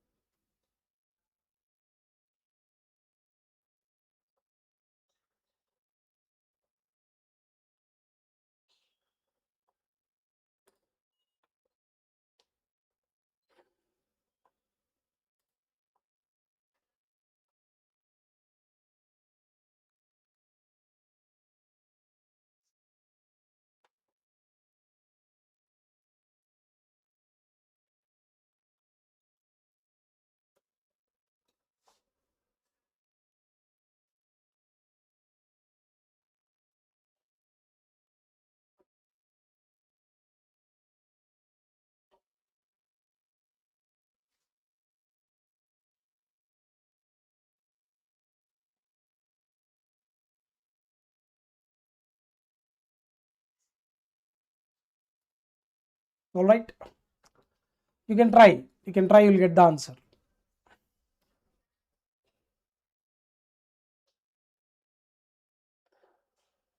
Using a triangle rule is best method.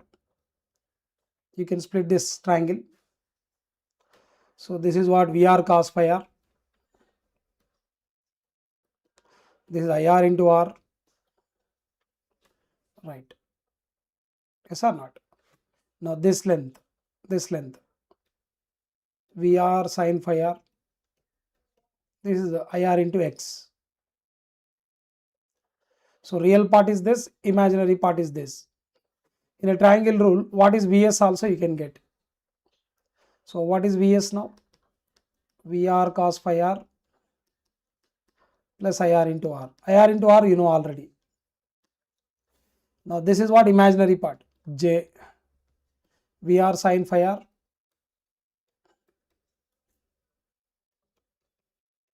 This is what approximately. So, but we need a phase angle, not magnitude.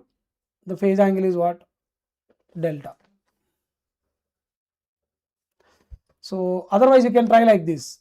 Okay, this is what theta s na, Vs cos theta s.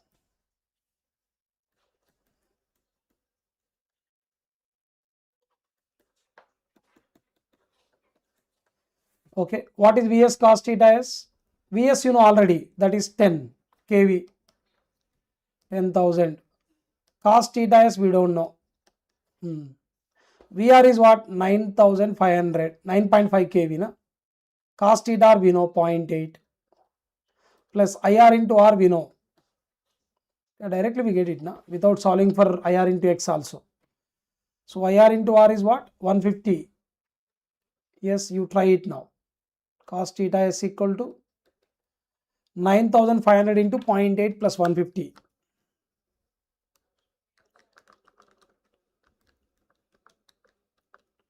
Plus 150 divide with 10,000. 0.775. Okay, let me explain clearly once again.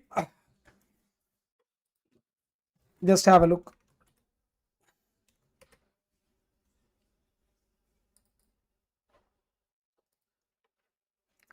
Same question, right? Using the phasor diagram, I will explain. This is the simplest method, I think. Let's see here. So in the phasor diagram, if you write, so this is what we are.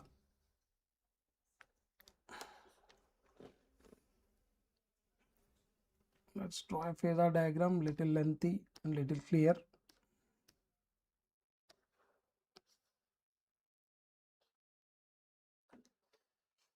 What is this is VR.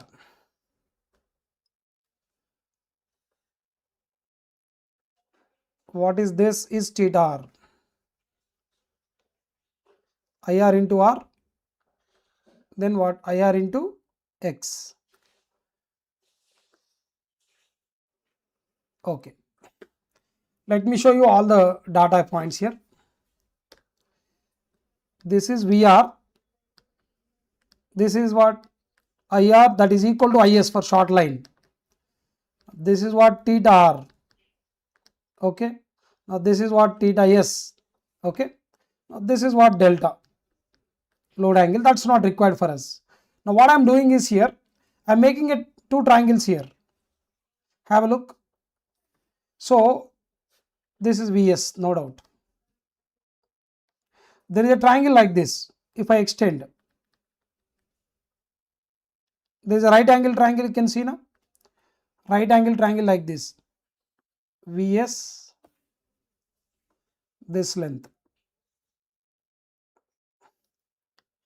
This is Vs length. And what about this length? What about this length?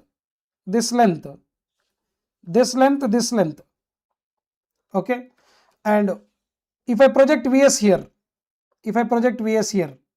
this is theta s now. So what is this? Vs cos theta s. What is Vs cos theta s? and there is a one more triangle here. This is VR and this length is what IR and this is what theta R. So what about this VR? If I project here, VR cos theta R plus what is this length? IR into R. That's what I am writing here. This is what IR into R. This is IR into X. Okay. If I project VR along here, VR cos theta R, VR cos theta R. So Vs cos theta is equal to VR cos theta R plus IR into R. So using this directly we will get the answer. You know Vs 10,000, 10 kV means cos theta R, sorry cos theta S, I am very sorry, cos theta S, cos theta S. Vs projected here and angle is theta S now. That is equal to VR is what 9500, cos theta R is what 500, sorry 0.8 plus IR into R. IR into R is what now 150. Now you get the answer. You solve theta S, that is exactly 0.775. A simple approach.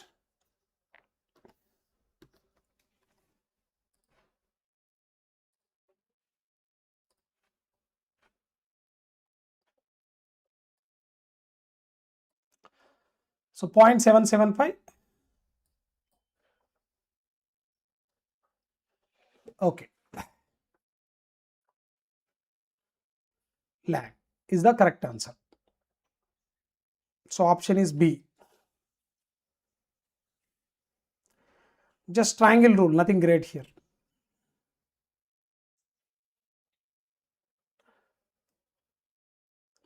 Any doubts?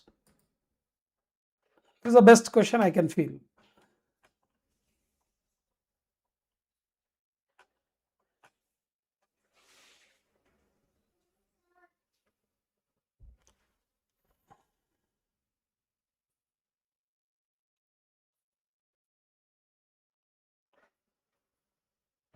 Now try this question in a similar fashion.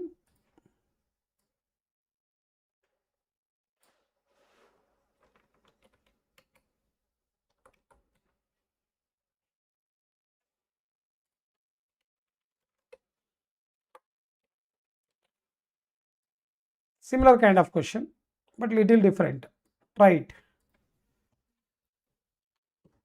A single phase line of impedance J.16 ohm supplies a resistive load of 800 amperes at 500 volts. The sending end power factor is. Now this kind of question you can answer with the fundamental approach. The line having only reactance, no resistance.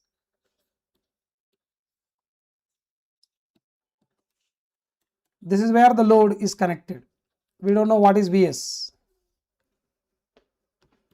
Load is purely resistive load. Tell me, what is the current here? 800 ampere. Voltage here is what? 500 volts. We don't know sending end voltage, but we know what this is J.16. Now tell me, see, again if you see the phasor diagram, this is VR.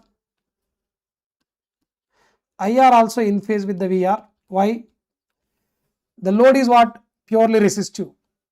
Okay. I don't think so. This is 800 ampere. Let it be. Tell me, what is the voltage drop here? We have no resistance drop, only reactance drop. What is this? IR into X. What is this? Vs. Because plus J. Because if you want, I will write Vs equal to what? VR plus J IR into X. Resistance is not there, na? Jx into IR. Okay, Jx into IR. Correct or not? So tell me, what is this angle? Angle between what? IR equal to IS, na? Angle between sending end voltage and sending end current is nothing but what? Theta S, sending end power factor angle.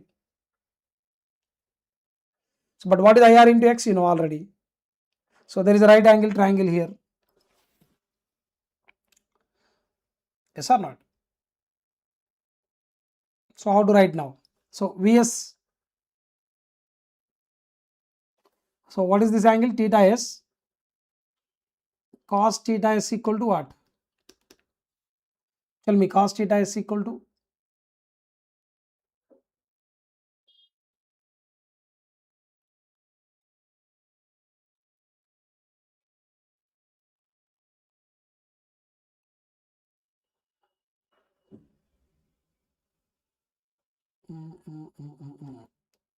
okay, better to write like this. Theta is equal to what? Tan inverse IR into X by what? VR. What is that? Tan inverse I into X by VR. What is I into X? I is 800, X is what? 0.16.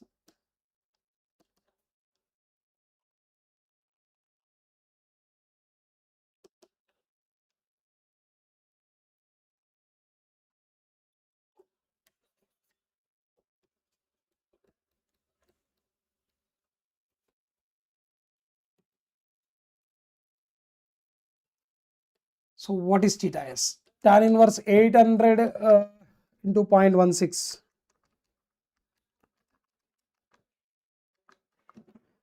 divided with 500.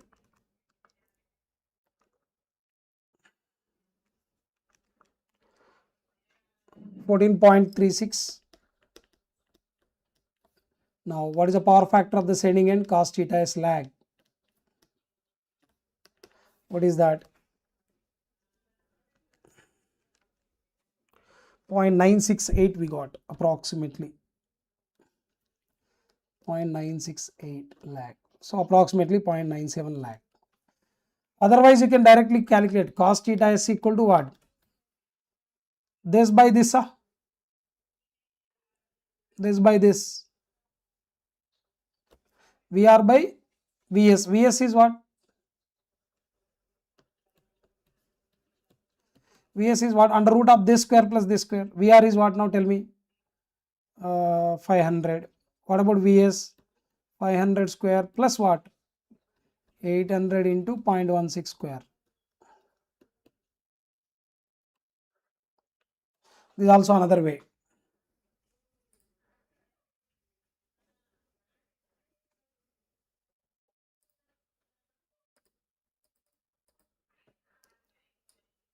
Have a look.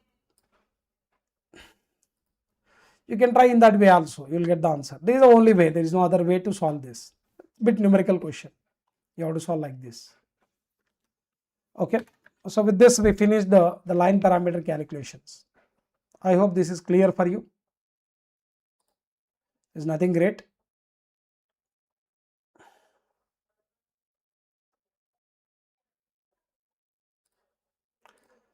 Performance of transmission line also be done.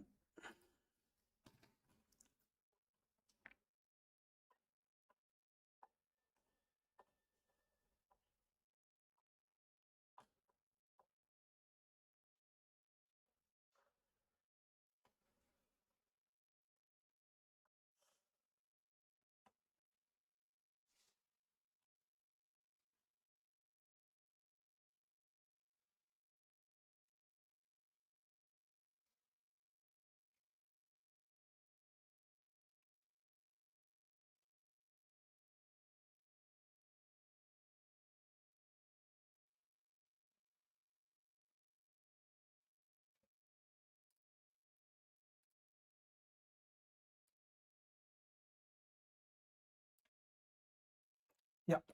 Try to answer this question again.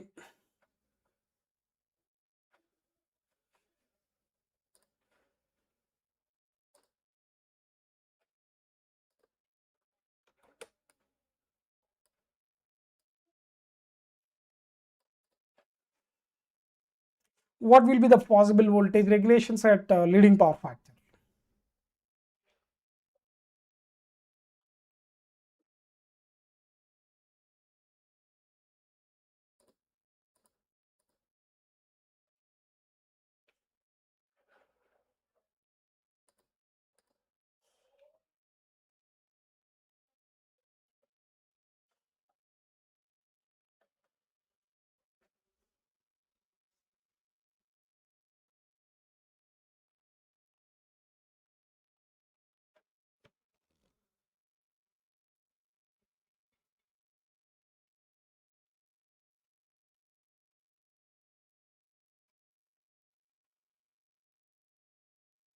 Try to answer.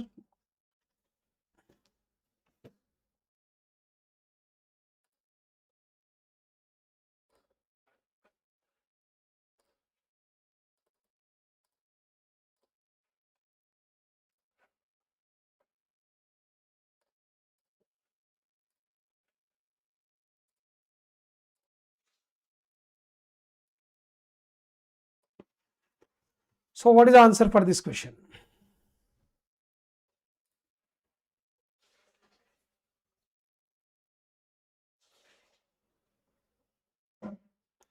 See, for this you need to understand the regulation curve. For short line, the voltage regulation curve, if I plot something like this,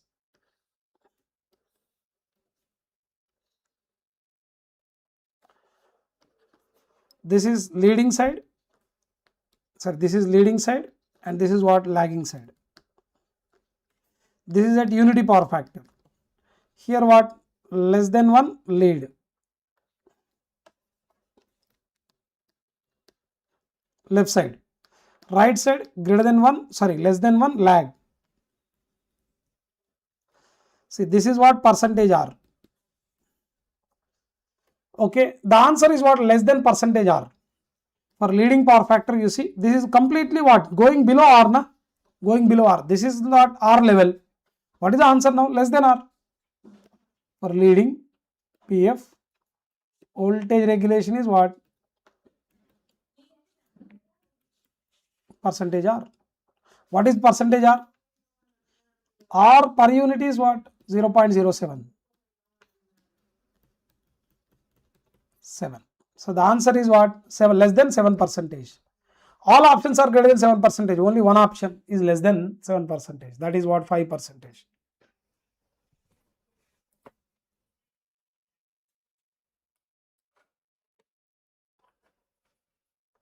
I hope this is clear for you.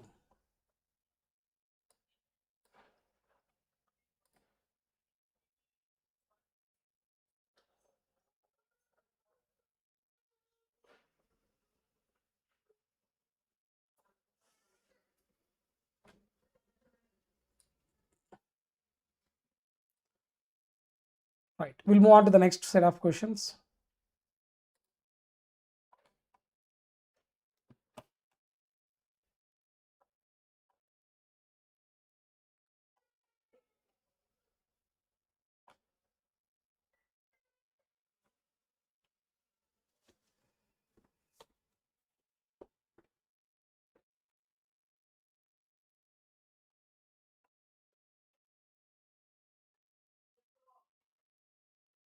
This is a very simple question, you can answer easily.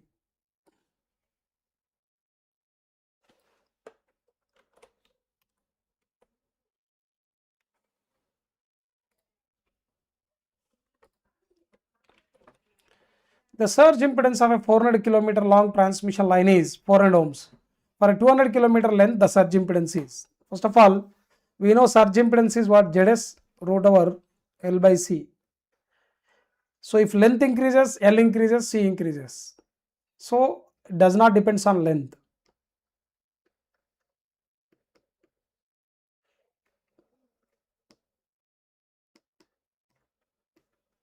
Because L by C ratio will remain same even if the length increase or decrease. So surge impedance is independent of the length of the line.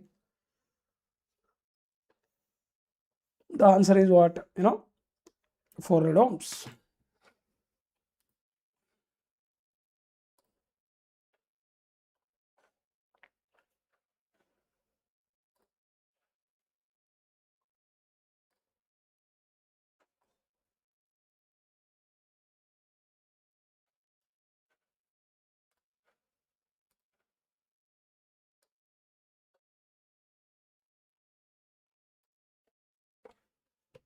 Now, see this question. Is asking in this question, what is the surge impedance loading?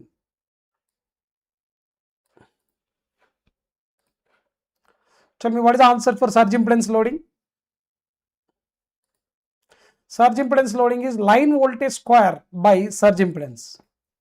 Yes or not? In short, SIL ZS. What is the line voltage? 132. What is the surge impedance? 1000. But megawatt, because kV, 132 kV, na, k square will give you mega. So tell me now, 132 square by 1000.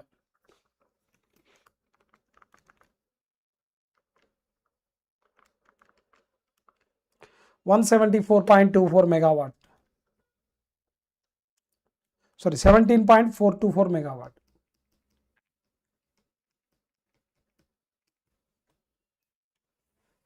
So option is B. Maybe this is 174.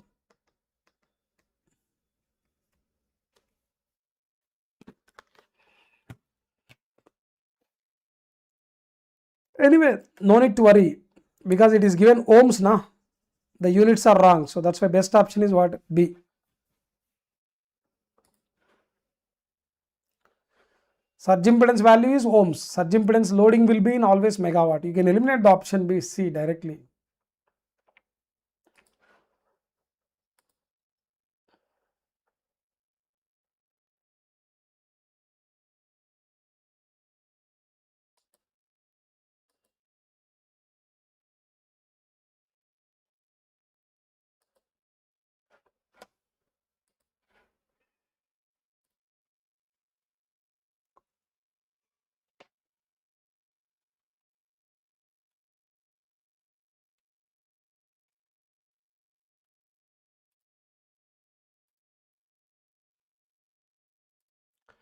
Let's try to solve this question.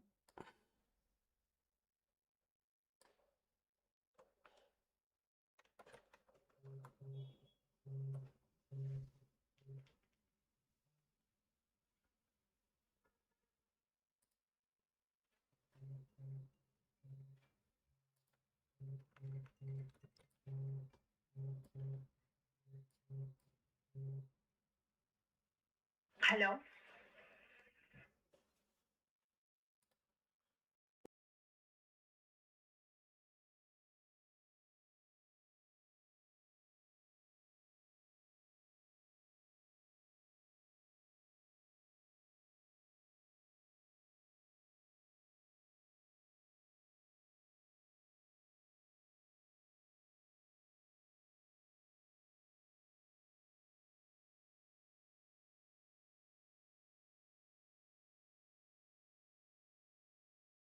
Try to solve this question, please. The inductance and capacitance of a 400 kV 58 transmission line is given. The sending end voltage is maintained at 400 kV. To maintain the receiving end voltage also 400 kV. When the line is delivering 300 megawatt load, the shunt compensation required is. How to answer this kind of question? Okay. See, generally if the loading of the line is greater than surge impedance loading or greater than, let me explain once, please just hold on. Yeah. If the loading of the line is, loading is greater than surge impedance loading, voltage at the receiving end will what? Decrease. So to maintain VR equal to Vs, na, to do VR equal to Vs, we need to what? Like reactive power at the receiving end, we need capacitive compensation. We have to boost the voltage. We are decreasing, now we have to boost the voltage, means you have to inject the reactive power.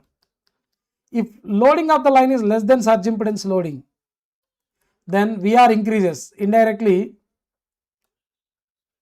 here VR is what? Less than Vs. But here VR is what? Greater than Vs, also called Ferranti effect. So again, to maintain VR equal to Vs, to do VR equal to Vs, we need inductive compensation. Suppose loading equal to surge impedance loading, then VR is always equal to Vs, no compensation required. That is the answer. Tell me, what is the loading on the line? Loading is already given 300 megawatt. The only thing you need to check here is whether this loading is greater than surge impedance loading or less than surge impedance loading. But how to calculate the surge impedance loading? Line voltage square by Zs. What is Zs? Root over L by C. Let's substitute L and C here. L is given here 1.6 millihenry. capacitance given is nanofarads. How much? 10 nanofarads.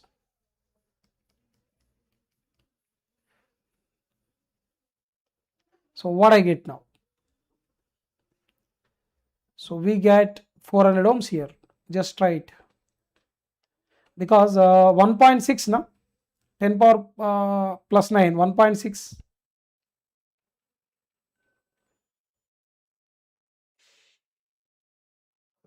into 10 power 5 we get under root.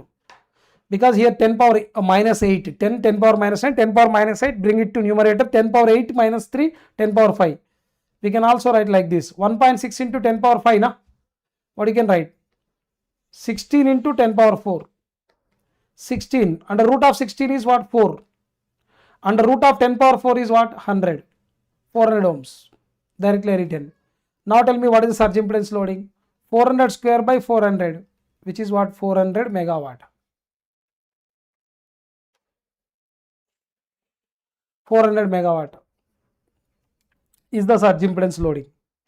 If surge impedance loading is 400 megawatt, tell me what is the relation here? The loading is less than surge impedance loading. So it is a Ferranti effect, VR greater than Vs. So to bring VR equal to Vs, the line required what? Inductive compensation, shunt inductive compensation. The answer is what? Inductive.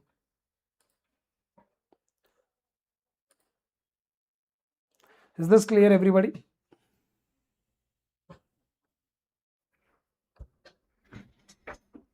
I hope this is clear for you. All right. Yeah. Okay.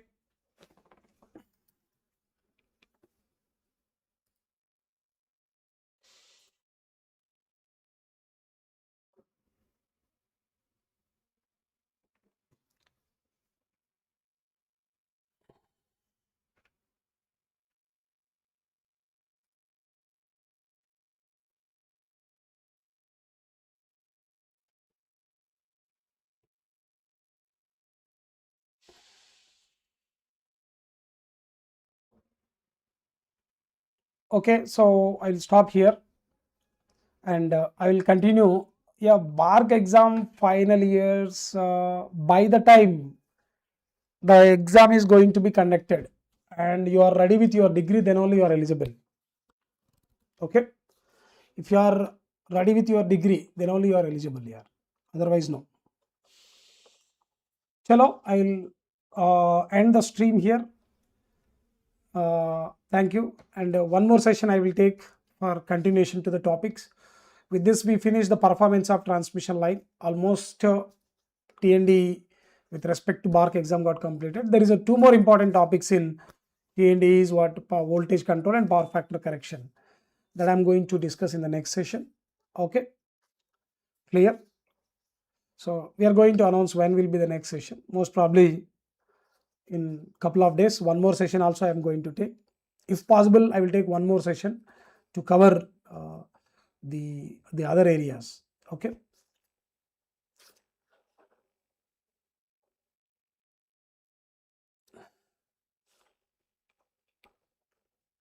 Any doubts here? Yeah.